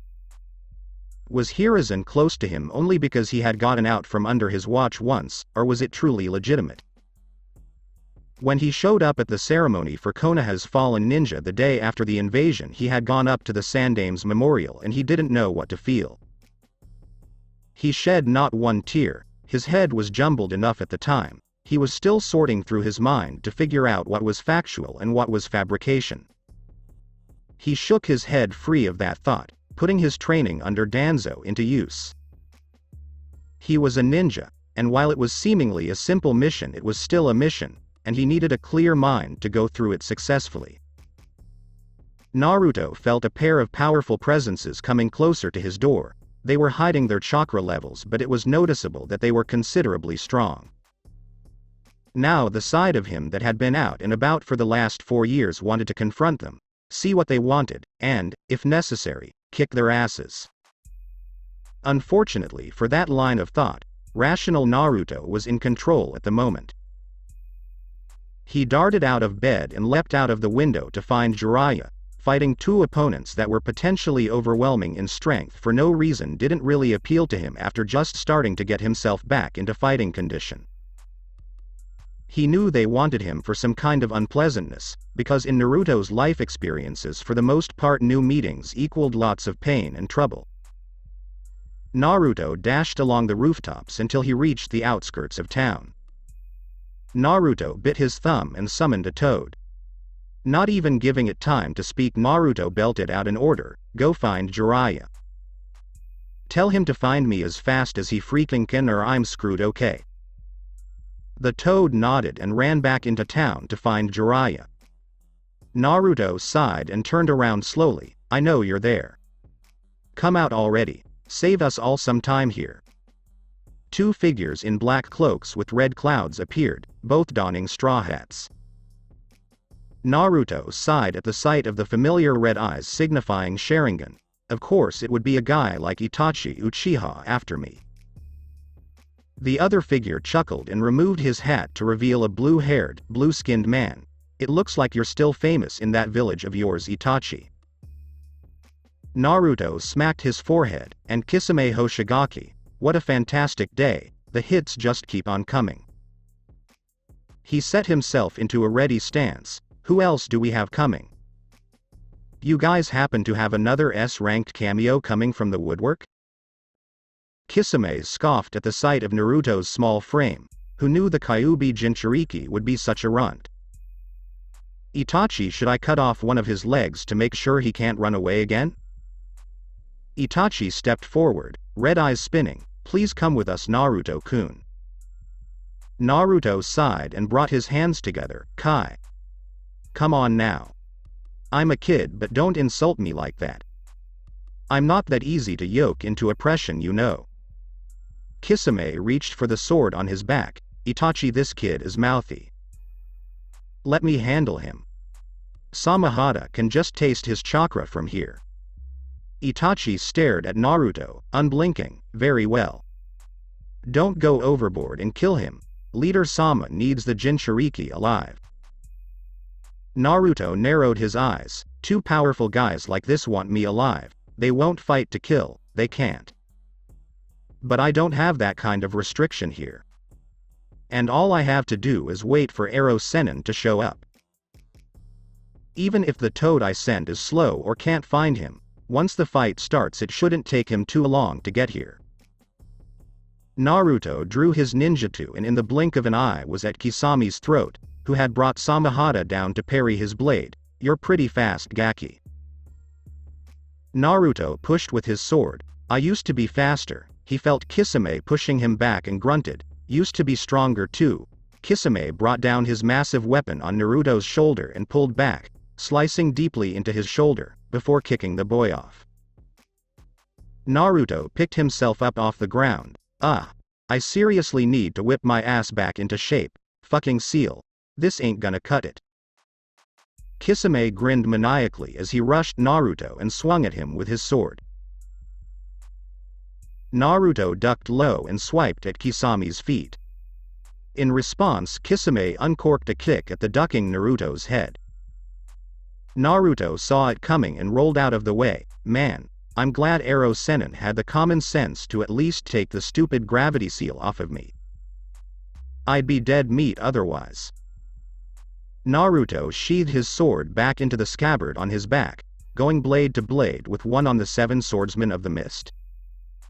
"Label me the idiot of the day." Itachi walked a few steps up. "You're better than our intel anticipated, Naruto-kun. It was said that you were a dead last genin level shinobi.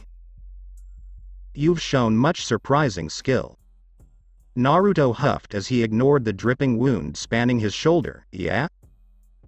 Well, there's no such thing as perfect intel." Indeed, Itachi removed his own hat to look at Naruto. "This battle is unnecessary, Naruto-kun. Just come with us, you cannot defeat us both at your current level." Naruto glared at the rogue Uchiha and the shark-like Kisame. "They're right. I couldn't beat these two like this, if they were here to kill me. And I don't even have to win, all I have to do is last long enough for some help." Naruto smiled as he felt his wound begin to pulse with a familiar sensation. Apparently breaking the seal inspired the Kyuubi to stay awake more often again. Good. Now if only he had found the time to set up his old arrangements with the powerful Kitsune. Then he could just have Kyuubi help him rampage on their asses and be done with it. There was time to think about that later. He had a tall order ahead of him here. Kisame and Itachi covered each other's weaknesses extremely well. What Kisame lacked in long-range ninjutsu, potent genjutsu, and tactical finesse and patience, Itachi more than made up for. Vice versa for Itachi and his close-range skills. Naruto didn't think he could win in close with Itachi anyway. That damnable Sharingan would give away his every move, unless... Itachi walked ahead and called Kisame back. Kisame, I would like to test Naruto-kun for a bit. Stay back for a moment. Naruto would have grinned from ear to ear if it wouldn't have looked so suspicious. Itachi and Kisame both think he's weak. Itachi will probably let the genin in close to humor him. That's where he would get his chance. He needed to abandon all logical reason and just flow. The only way to bypass the Sharingan was to simply move faster than the body could adjust to. As if that would work on someone like Itachi. However, if Itachi could anticipate his movements, then what would happen if even Naruto didn't know what he would do next? It would be a pain to try, fighting his own muscle memory and his own instincts just to attempt a new strategy on the fly. Sounds like something his jumpsuit-wearing self would try. But then again, why the fuck not? Even an idiot can come up with some masterful gems of ideas every once in a while, right? Naruto ran in and ducked, looking to jump when in range of Itachi, but as he crouched, spontaneous inspiration came to him. Instead of jumping high as he had crouched to do, he tumbled forward and rolled through. This random act got him inside of Itachi's guard. Now what? As he saw Itachi move his arms to react to any action he could take from this point in a split second, Naruto once again listened to the most random thing he could think of. He tilted his head up and spit directly in Itachi Uchiha's face. Now at this time, if he wasn't already in a fight that he knew wasn't going to be pleasant if it dragged out, and that's if he actually believed he had a snowball's chance in hell of actually winning said fight in the first place. 2. Flying by the seat of his pants too fast to take into account what he was actually doing. After all, if he wasn't a bloody mess on the ground yet, that had to count for something, right? And 3. Primarily trained to not show any emotion or feeling in combat against any enemy, even if pressed with insurmountable odds, and Itachi Uchiha was damn insurmountable for a handicapped former NA operative 4 years out of the game. If it weren't for all of that, then he might have had the logical inclination to shit his pants when he saw that loogie make contact right on Itachi's left brow. And it worked too, because from the look on Itachi's face, he damn sure never saw that as a viable option against him in the middle of a fight. Itachi froze in place, giving his diminutive adversary the opportunity to launch a vicious jumping snap kick to the side of his head, sending him flying back to his partner. The combination of seeing a 12-year-old kid spit into Itachi fucking Uchiha's face, and then seeing said kid dropkick Itachi Uchiha back 15 yards left Kisami's jaw quite slacked. Kisame pointed dumbly at Itachi as he watched him rise to his feet. Itachi, you've got a little something right there. Kisame felt a shiver go down his spine as Itachi sent his Sharingan glare on his as he wiped his dripping brow. You got it.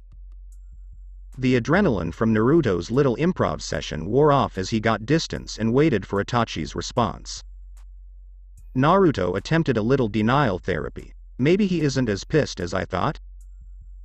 He's a former Anbu. Those guys get bodily fluids on them all the time. A little spit didn't even faze that guy. Itachi turning a downright murderous look at him, spinning Sharingan enhanced of course. Perished the thought that he was getting out of this alive without missing some important body parts. Being the highly trained professional he had been raised to be in his formulative years, Naruto prayed to the skies above for even the slightest diversion. Anything that could tear Itachi's attention away from him for even a moment would be a gift from Kami herself. Itachi Uchiha. Naruto turned to find Sasuke standing shortly away, eyes affixed on his older brother. You've told me to live my life with hatred in order to get strong enough to kill you. Well, that day has come. If he wasn't such a highly trained warrior and if he wasn't in the middle of a serious, high-tension situation, Naruto could have broken down and cried in sweet, sweet relief. Those two reasons, combined, were the only reasons he didn't. Naruto knew there was no I in team. But sorry Sasuke, someone had to take one for the team today. And on this day, Naruto was more than willing to spell team with an I. Naruto slumped against a tree and sat down as he saw Jiraiya talking to Maida Guy, with Sasuke over his shoulder. Itachi had really done a number on that kid and Naruto knew it was mostly his fault, but defended himself with the fact that Sasuke either didn't notice or didn't care that Itachi was in such a pissy mood. And what kind of genin tries to stay and fight Itachi Uchiha by choice? Itachi looked pissed off when he beat Sasuke too. Naruto called his bad on that. Naruto had gotten his ass saved by Sasuke's assistance, and he knew it. It had given Jiraiya enough time to find him and drive the nuke nin duo off before they could refocus on him. Thank goodness the old sage could back up all of that posturing with skill. Gaki, come over here. Naruto stood and walked over to Jiraiya and Guy. While he was pissed off at Jiraiya, he had to admit, without his timely interference he would have gotten turned into hamburger.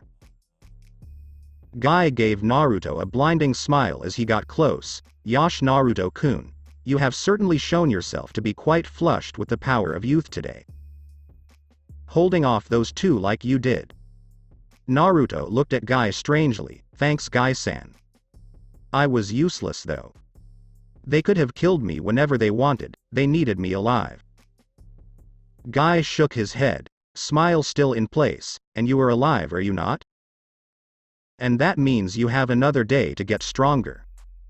Another day to prepare yourself and make sure this doesn't happen again. Naruto smiled faintly, you're right.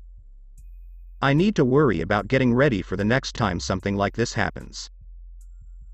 Naruto clenched his fists. There's no way that guys like that are going to get the drop on me ever again.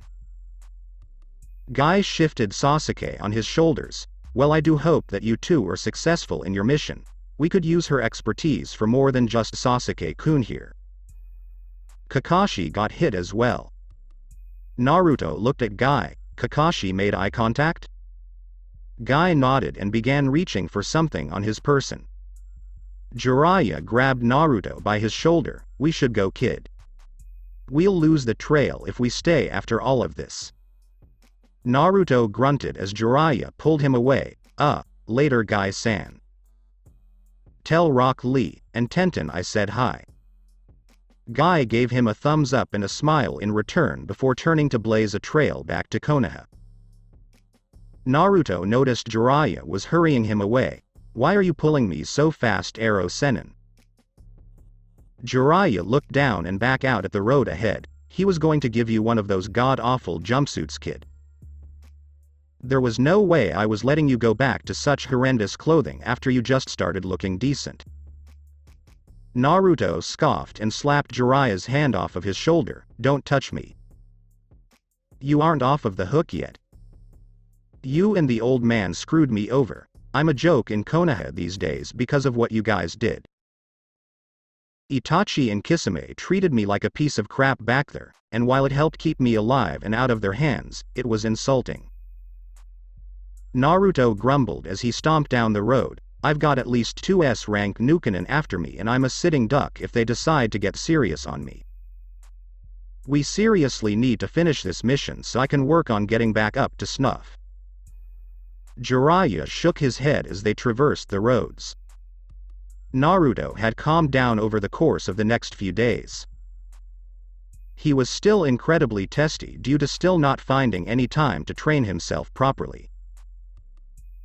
Jiraiya tried to placate him by saying he had proven himself to be far stronger than a genin should be. Naruto countered by blankly stating that he wasn't supposed to be at genin, he was Anbu level at 8.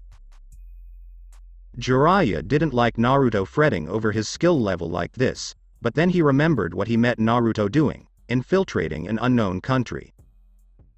When he saw Naruto again at the hot springs years later, he was rather underwhelmed. After taking the Gogyo Fuin off of Naruto and watching him immediately stand on water, he wasn't surprised. He figured he subconsciously knew how to do it already. What had been done to him was a damn shame, and he had every right to be angry.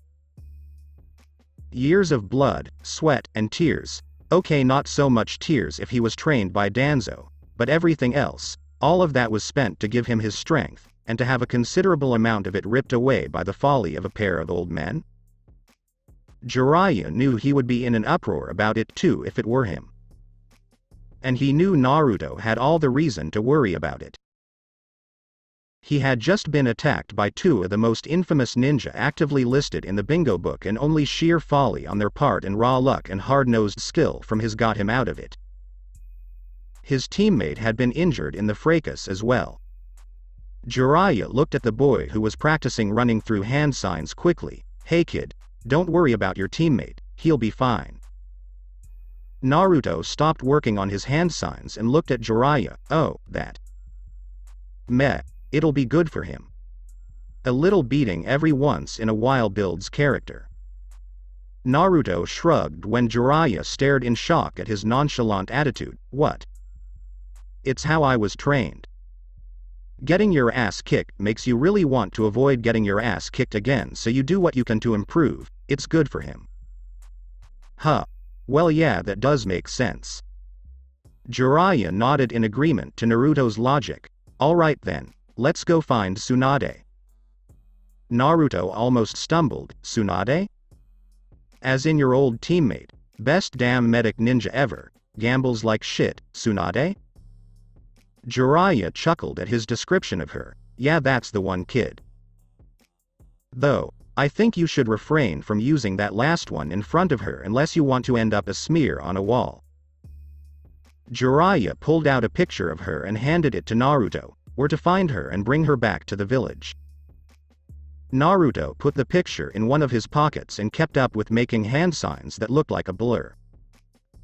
Jiraiya saw him resume his task. Hey kid, how about I give you that jutsu now? I guarantee you don't know it, and it could be useful to you. You can even train with it while walking like you are right now. Naruto thought for a moment. Sure, why not? It's not like I can go out of my way to handle any other kind of training while we're out here. Jiraiya grinned. Good choice, kid. I promise you won't regret it. We'll start when I can get the necessary supplies. Naruto and Jiraiya came upon a town where a festival was taking place. Jiraiya suggested he take this time to relax and they would pick up with the search soon while he would go and get some information on where she was. Naruto agreed and ditched Jiraiya before the latter could try and mooch off of his money. Naruto spent a few hours going through the town, cheating in air, partaking in some games and winning some prizes, getting a bite to eat.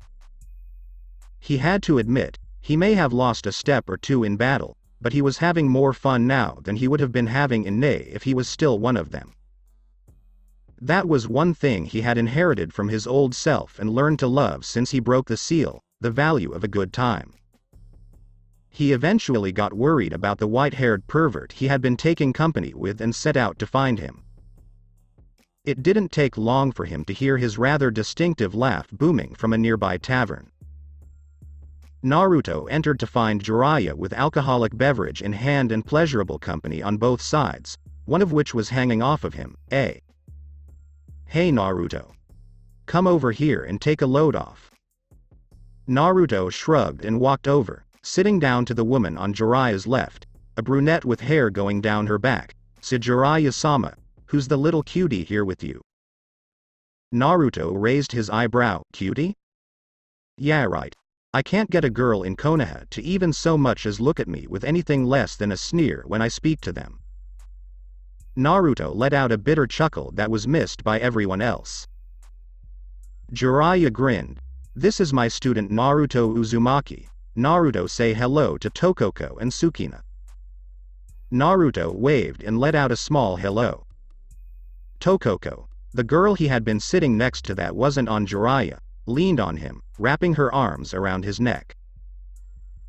Naruto figured she must have been around 5 years older than him. He's so cute, Jiraiya-sama.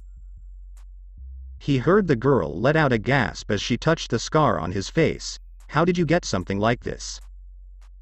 You're so young. Naruto shrugged. Life is hard, it's just a scar. It's nothing important, just a reminder to duck next time. He was a good sport about it as he let her trace the mark over his eye. Naruto and Jiraiya stayed and talked with the women until a few hours after nightfall. Naruto had refrained from drinking the entire time, letting Jiraiya get his fill for now. He knew the man would pay for it in the morning. Naruto waited until Jiraiya was blackout drunk, which took way longer than Naruto figured it should have been. What the hell was his alcohol-to-blood ratio? Kami bid goodbye to the women they were with and proceeded to haul Jiraiya out of the bar towards an inn for the night. As he got a certain distance down the road, Jiraiya seemingly got a second wind and rose from Naruto's shoulders. Wow, you are strong, Gaki.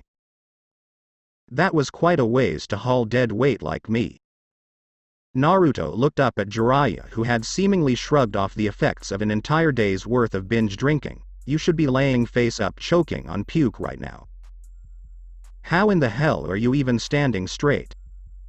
Jiraiya smirked at the boy as he continued looking for a place to stay. I'm no lightweight kid. Naruto deadpanned a look at him, saying that he didn't drink a lightweight's share, while Tsunade would have dropped hours ago. I'm just that good. I'm surprised you didn't drag me out or call me an old perv or something. Naruto sighed. I'm not adverse to enjoying myself, and those women were hot. Besides, you said we were relaxing today. Even a brainless ceiling asshole like you needs to rest, and that's obviously how you take the edge off, so why should I have interrupted you? Jiraiya chuckled. You sure are different these days, Gaki. I think Tokoko liked you. That damn scar is going to get you all sorts of pity sex when you get older. Naruto snorted. It's just because she doesn't know who I am. If we were in Konoha, I'd have been shoved to the back burner there, and you know it. Jiraiya hummed in response. Maybe you should get your head off of that pink-haired girl then? There are plenty of other women that won't try to give you brain damage. He expected him to start ranting about how he'd never betray Sakura-chan, or how she was just complicated or something. What Naruto said made him almost fall in the street. Huh, so true. Well, you were the one who did it. Jiraiya looked over at the calm expression on his face. What? Naruto looked at him with a cocked brow, hiding his slight glare.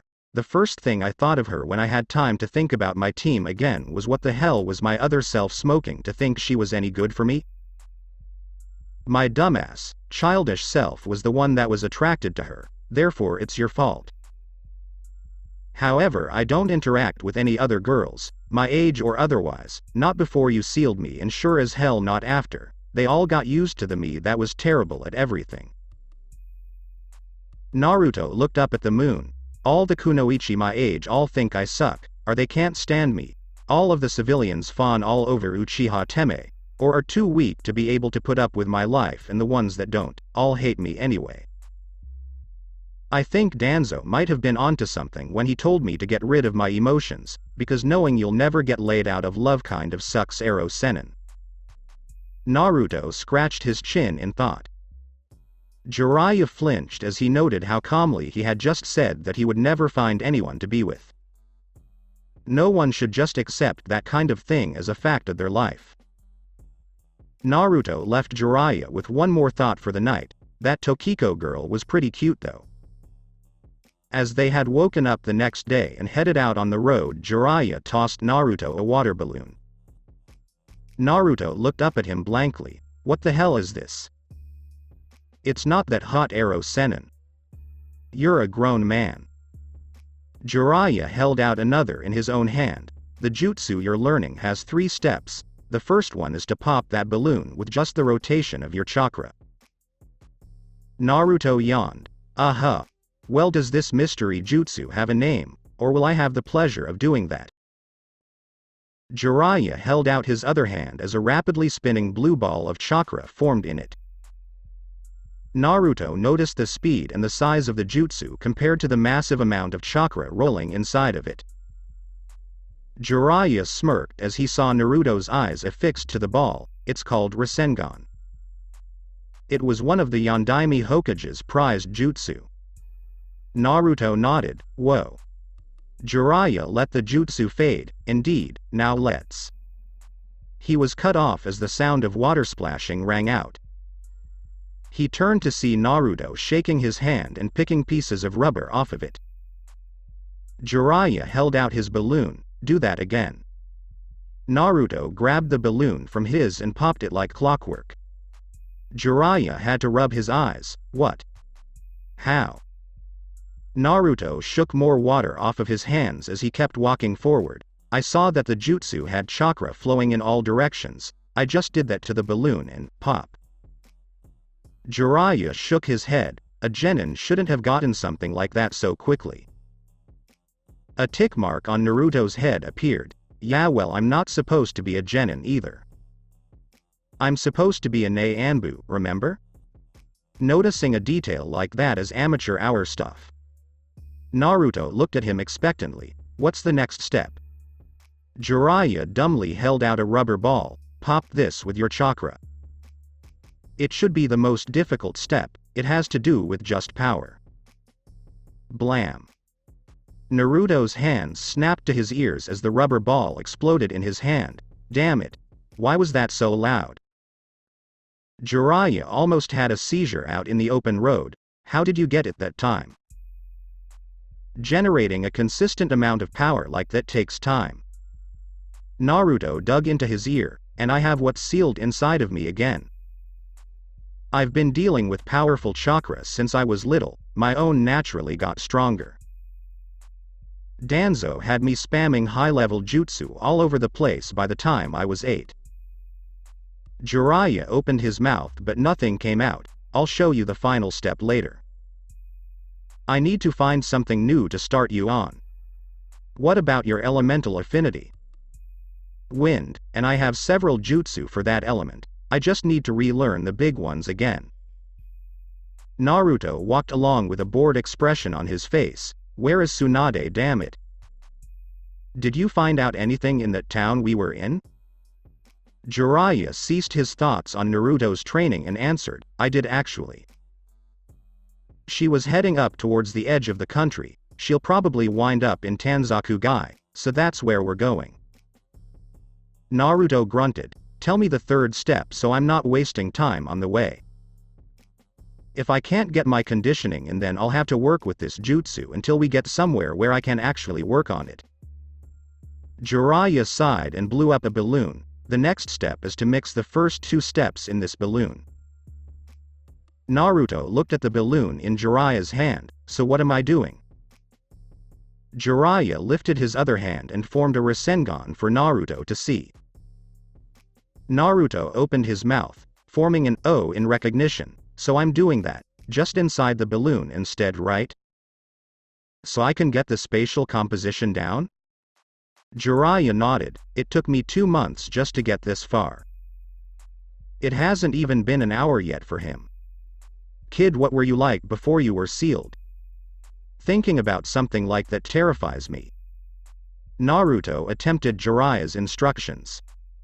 Jiraiya actually breathed a sigh of relief when Naruto's balloon popped. If the kid got Rasengan in 1 day, then he would have had a fit. Naruto received the pack of balloons from Jiraiya and took out another to blow up. Well, it looks like this will keep me busy for a while. What happened here? Jiraiya and Naruto looked at what used to be the famous castle of Tanzakugai. It was nothing but rubble at this point. Jiraiya and Naruto walked over to the scene and looked around. While Naruto kicked at the rubble under his feet, Jiraiya noticed holes in the wall nearby, a sign of his wayward teammate.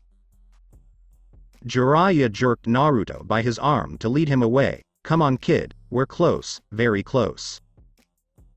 After searching the town all day, they stopped at a tavern for a little meal before retiring for the night. Jiraiya stopped as he walked inside. Tsunade? A blonde woman with a jewel-looking mark on her forehead looked up in shock. Jiraiya? What are you doing here? Jiraiya and Naruto walked over to her table where there was a black-haired woman holding a small pig. Well, we just stopped here for a bite to eat. Imagine meeting you here of all places. Naruto took a seat alongside Jiraiya and looked out at the two women. Tsunade, so this is the last of the Sannin.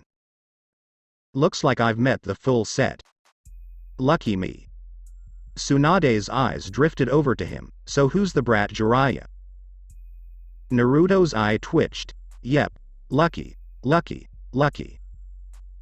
Jiraiya looked at Naruto, who was wearing an unreadable expression, minus the twitching.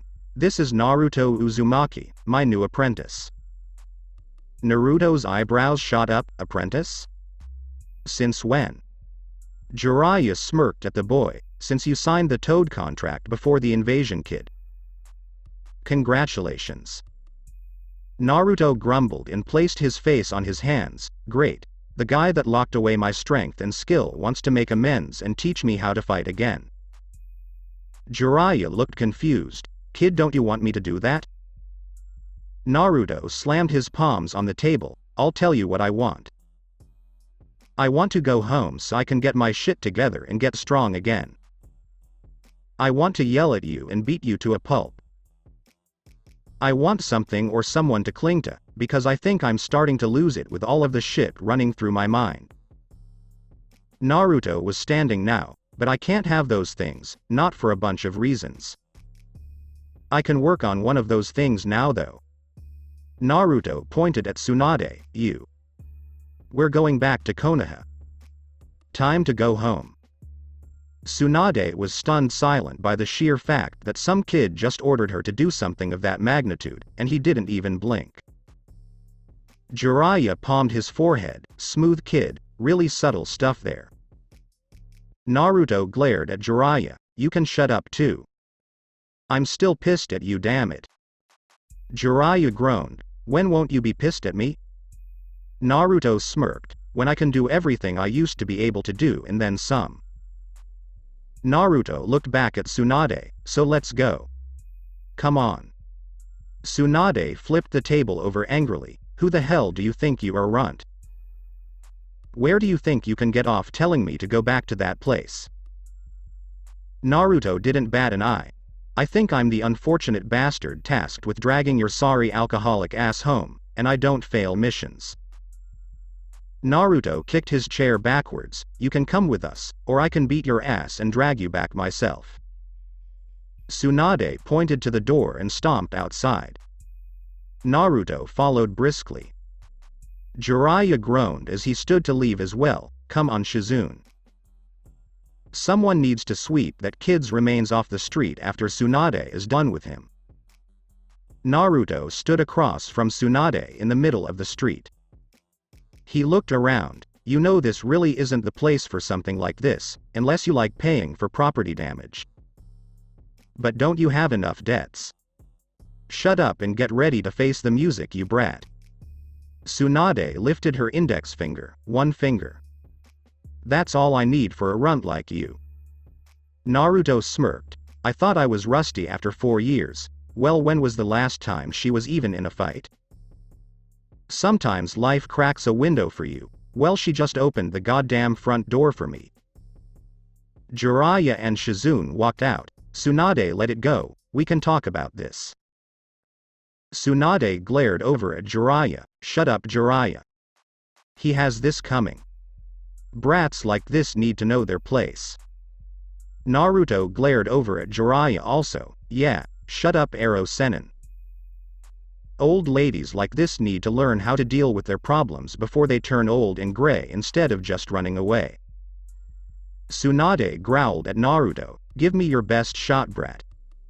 You won't get another one. Naruto's eyes went cold as his face went blank. If I do this right, then one shot is all I'll really need. His eyes narrowed. You'd better hope I miss. A slight shiver went down Jiraiya's spine as he saw the look in Naruto's eyes. Tsunade? You might want to use more than. Tsunade snapped at him again. I said shut up, Jiraiya. Naruto kept his stone-cold eyes leveled on her. Looks like the crabby old lady needs an attitude adjustment, yelling at her old friends like that. Tsunade had enough of Naruto's mouth and charged at him. Naruto's body tensed as he counted the steps until she was in range. Shouldn't a Sannin be faster than this? I guess she really is rusty. Tsunade attempted a backhand swipe but Naruto swatted it away, leaving her guard wide open. Tsunade was shocked as Naruto moved far faster than she expected a kid his age to be able to, ending up with him sinking a fist into her ribs. Jiraiya had to let a small smile come on his face as he saw Shizune's jaw drop. Shizune's grip on the pet pig. Tun almost squashed the poor thing as he saw a child get the first shot on Tsunade in a fight. Jiraiya-sama, how can that genin land a blow like that on Tsunade-sama?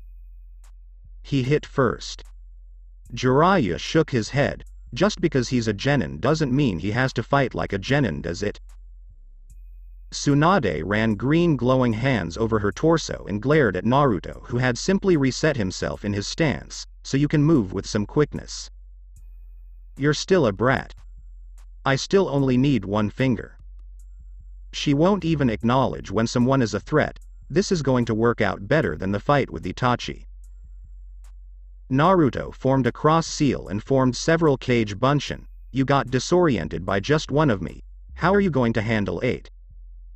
Scatter. Naruto's clones blurred around the street, looking more like an angry hive of bees rather than a group of boys. Tsunade's eyes kept themselves on all possible threats. She ended up blocking a few preemptive strikes with just one finger, per her boast, and kept looking for a prime target to hit. The sounds of something swirling made Tsunade turn her head to see Naruto forming a blue ball that Tsunade could label from a mile away. Realizing just how damaging that move could be, she chopped at the ground with her finger, disrupting his footing and forcing him to break the attack and fall down. Tsunade looked over at Jiraiya. Jiraiya, what were you thinking? Teaching a kid like this that kind of jutsu? Jiraiya wasn't even looking at her. He was looking in another direction with a grin on his face. Hey Naruto. Don't embarrass her badly, kid. She's supposed to be our next Hokage. Naruto strode out of the darkness of a nearby alley holding something in his hands. He had a dumbstruck look on his face. Really? Her? Are you sure? Because for all intents and purposes I just killed her. Tsunade watched as the Naruto in front of her burst into smoke and was about to ask what he meant. All of a sudden she felt a draft around her chest and looked down to see her gray kimono blouse open and fluttering in the breeze. Shizune looked mortified at the sight of her master's busty glory out for all the world to see. She was thankful solely for the fact that the street was clear. Naruto smirked in a mean-spirited fashion as he slung her obi around like a rope. I think you're missing something there. His eyes widened as he actually got a decent look at her. Whoa, good on you though. Bravo. Jiraiya ran up to Naruto and shook his hand with stars in his eyes. Kid, that was amazing. You're my hero. Jiraiya dropped to the ground and bowed down. I'm not worthy to train you, kid. You should be training me. Tsunade's senses came back online as she proverbially saw red and rushed over to Naruto, hitting him dead on and sending him flying into the front wall of a nearby building, utterly turning it to rubble. Jiraiya and Shizune ran over to where he had landed as Tsunade held her clothing shut with her hands. Amazingly, they found him still conscious, but not in any condition to get back up. As Shizune started running a diagnostic jutsu on him, he coughed up some blood. Cough, I win. Tsunade stormed over and ripped her obi from his grasp, reapplying it. What do you mean? Look at you, brat. You're a mess. Naruto grinned, showing her bloody teeth in his smile. You still used more than one finger to beat me. You lose. Naruto shakily picked himself up off of the ground, shocking all who witnessed it. Now play time is over. Time to go back to Konoha already. Tsunade sneered at him. Why would I? Why should I? I already said I'm not going. That place has taken too much from me. It isn't getting my life too. She turned to leave. Shizune. Come on. The brat is fine, we're leaving. Jiraiya stood in front of her path to leave. Tsunade. Like I said, the elders have chosen you as our next Hokage. Now that we've caught you, we're not just going to let you vanish again. We'll stay on you until you decide to come along. Tsunade scoffed and turned away, looking out at the road. She saw the marking from the attempted Rasengan and looked back with a devious smirk. All right, since you won't just leave, how about we have a little wager? She walked over to the injured Naruto. That move you tried to use on me back there. You know it was once used by the Yondaime Hokage. If you can master that move in 1 week, then I'll give you the necklace I'm wearing and I'll return with you to Konoha. If you fail, then you'll give me all of your money and give up the mission. Naruto looked at the necklace and back up at her. Deal. 1 week. I'll learn how to perform the Rasengan in 1 week or we'll go home without you. Tsunade had a victorious look on her face and turned to leave, Shizune in tow. Naruto got Jiraiya to help him walk down the street as they went to get their own hotel room. Are you going to be alright, Gaki? Naruto's teeth were gritted as he tried his hardest to stay upright with Jiraiya's assistance. Yeah. I just need to sleep it off for the time being. I'll be fine in the morning. I'm okay. Jiraiya rolled his eyes as they hobbled down the street. You know I kind of wasn't kidding back there, kid. You're my hero today. That sight you gave me, absolutely glorious. I've wanted to see that again for over 15 years and I finally have. The best part. I didn't even get beaten up for it this time. Jiraiya finished with a lecherous grin on his face. Naruto's sweat dropped. That's great arrow Sennin. Glad I could help, I guess. The next day Naruto was awakened from his deep slumber by a knock at his door. Lumbering over to the door, he opened it to find Shizune. Shizune-san? What is it? She came inside and looked him over, noting the fact that he was shirtless and had scars littering his body. Are you sure you're okay from last night? Tsunade-sama has liquidated men using less force than she used on you. Naruto sat on his bed and stretched. I'm fine, I've had worse. So what do you need? I need to go train for this bet already. Shizune rubbed her arm awkwardly. That's what I want to talk to you about. I don't want you to think of Tsunade-sama as a bad person, she's just bitter. Naruto nodded, because her brother and lover were killed during wartime. I know. Shizune's eyes widened in shock. How do you know that? Naruto shrugged. The guy that trained me made me learn all kinds of stuff about Konoha's famous ninja. Shizune looked at him strangely. The academy in Konoha sure goes over some classified things these days. Naruto chuckled darkly. No, they don't. I didn't learn that in the academy. I learned things of that nature elsewhere. Shizune recovered admirably. Well, if you know that, then you must know that that necklace is cursed. It will kill anyone who wears it other than Tsunade-sama. Naruto stood up and walked towards the door. Well then, I guess I'm next. Because I'm winning this little bet of ours, so tell her to get all of her affairs in order and get ready to go back to Konoha. I'll see you later, Shizune-san. Naruto left Shizune sitting in the room as he left the hotel entirely. Naruto made his way to the outskirts of the town where he found Jiraiya sitting against a tree waiting for him. He had a smirk on his face. Kid, you must have the biggest set on you. You made a bet like that with Tsunade. Naruto smirked at him. Well, I have a week to train my body back up to normal. It won't be even a drop in the bucket to what I need, but free time is free time.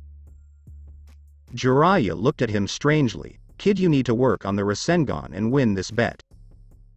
You can wait to do everything else right now, finish the jutsu and then do everything else. Naruto looked at him mischievously. Oh, you mean this Rasengan? Naruto formed the perfect blue ball in his hand and pushed it against the tree Jiraiya was sitting against, forcing it to explode in a shower of bark and wood chips. Jiraiya looked at him stunned. You finished it? Naruto grinned widely. Deception is just another tool of the game.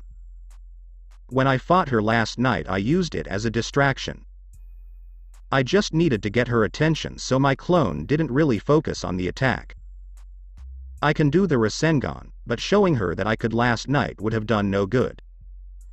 She would have just made another, impossible, bet that I would have had to actually work at. Jiraiya was still confused. Well, why didn't you just show her last night? Naruto gave him a dry look. Arrow Senin, I was seeing sextuple last night. She gave me a concussion. I still feel my head pounding even today. There was no way I could focus to show her the finished product last night after the bet was made. Naruto stretched out as he prepared to work. I'll just milk this for the week of training I can get in and show her on the last day. I don't have to tell you to watch her, you know she's a flight risk. Jiraiya looked at Naruto seriously. Yeah. There's a good chance Orochimaru is here as well. Naruto stopped stretching to look up at Jiraiya. Really? Well then that's all the more reason for me to get to work now, isn't it? Jiraiya turned to head back to town with a grin on his face. Damn, brat is going to be stronger than all of us one of these days. Over the course of the next week Naruto threw himself into training as hard as he could. Regaining intense control of his chakra was his primary concern. He trained in this facet by way of mass kunai balancing. He attempted to reacquaint himself with the movements of swordplay once more, but until he could get in some decent sparring there was only so much he could remember. He still needed weights to get his speed up, and he figured his strength was alright for now. Not being able to activate his true levels for years did a number on his muscles. Contrary to popular belief, gravity seals aren't really a form of training. The seal weighs you down by connecting to your chakra and manipulating how much you would be able to pump to your muscles, decreasing the greatest amounts that you attempt to generate. Depending on the nature of the seal, it could seal away any percentage of your maximum. The difficulty and obscurity of the seal gave rise to the rumors of it being used as a training method. Jiraiya had been using the seal in combat for decades since he had discovered its uses. When Jiraiya came across a powerful or dangerous ninja that he didn't necessarily want to kill, he would sometimes place the seal on them to make sure they couldn't challenge him again. Most of them, however, never realized this and went the rest of their careers lagging in their physical skills unknowingly until they were later killed in battle. Naruto had to sigh in relief when he realized that Jiraiya had placed something like that on him. Who knows what may have happened if he had kept it on. With dangerous ninja after me and me lacking the ability to get faster or stronger, I would have been a dead man. At least he still had enough speed to deem manageable against most opponents for now anyway. He found that he was as fast as Rock Lee with his ways off. Naruto chuckled when he thought of the boy. Now that would be a hell of a spar. He then realized that Lee had been crippled by Gaara during the exams, and that stoked his resolve further that Tsunade wasn't going to get out of this bet with him. If anyone can help Lee get better, it's her. Just another reason to drag her back, kicking and screaming if I have to. Naruto rubbed his hands together as he felt a familiar presence at the edge of the woods. Okay, kill two birds with one stone. Train this jutsu of mine and rattle her with my training. Serves her right for trying to spy. Naruto made a mass of hand signs and drew his hands apart as wind whipped around them. He turned to a boulder and thrusted out his fists pushed together at the thumb and index finger. Futon, Fujin Seiken, wind release, divine fist of the wind god. A fierce wind pushed from his fists and impacted hard against the boulder, leaving the imprint of his 2 fists the size of his entire body.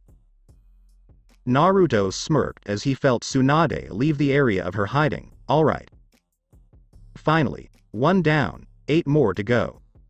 I'm getting all of my jutsu back. Just wait till I bust out the big ones. This was it for today. To watch next part, subscribe to my channel and turn on the bell notifications so you never miss an upload. Till then, see you next time.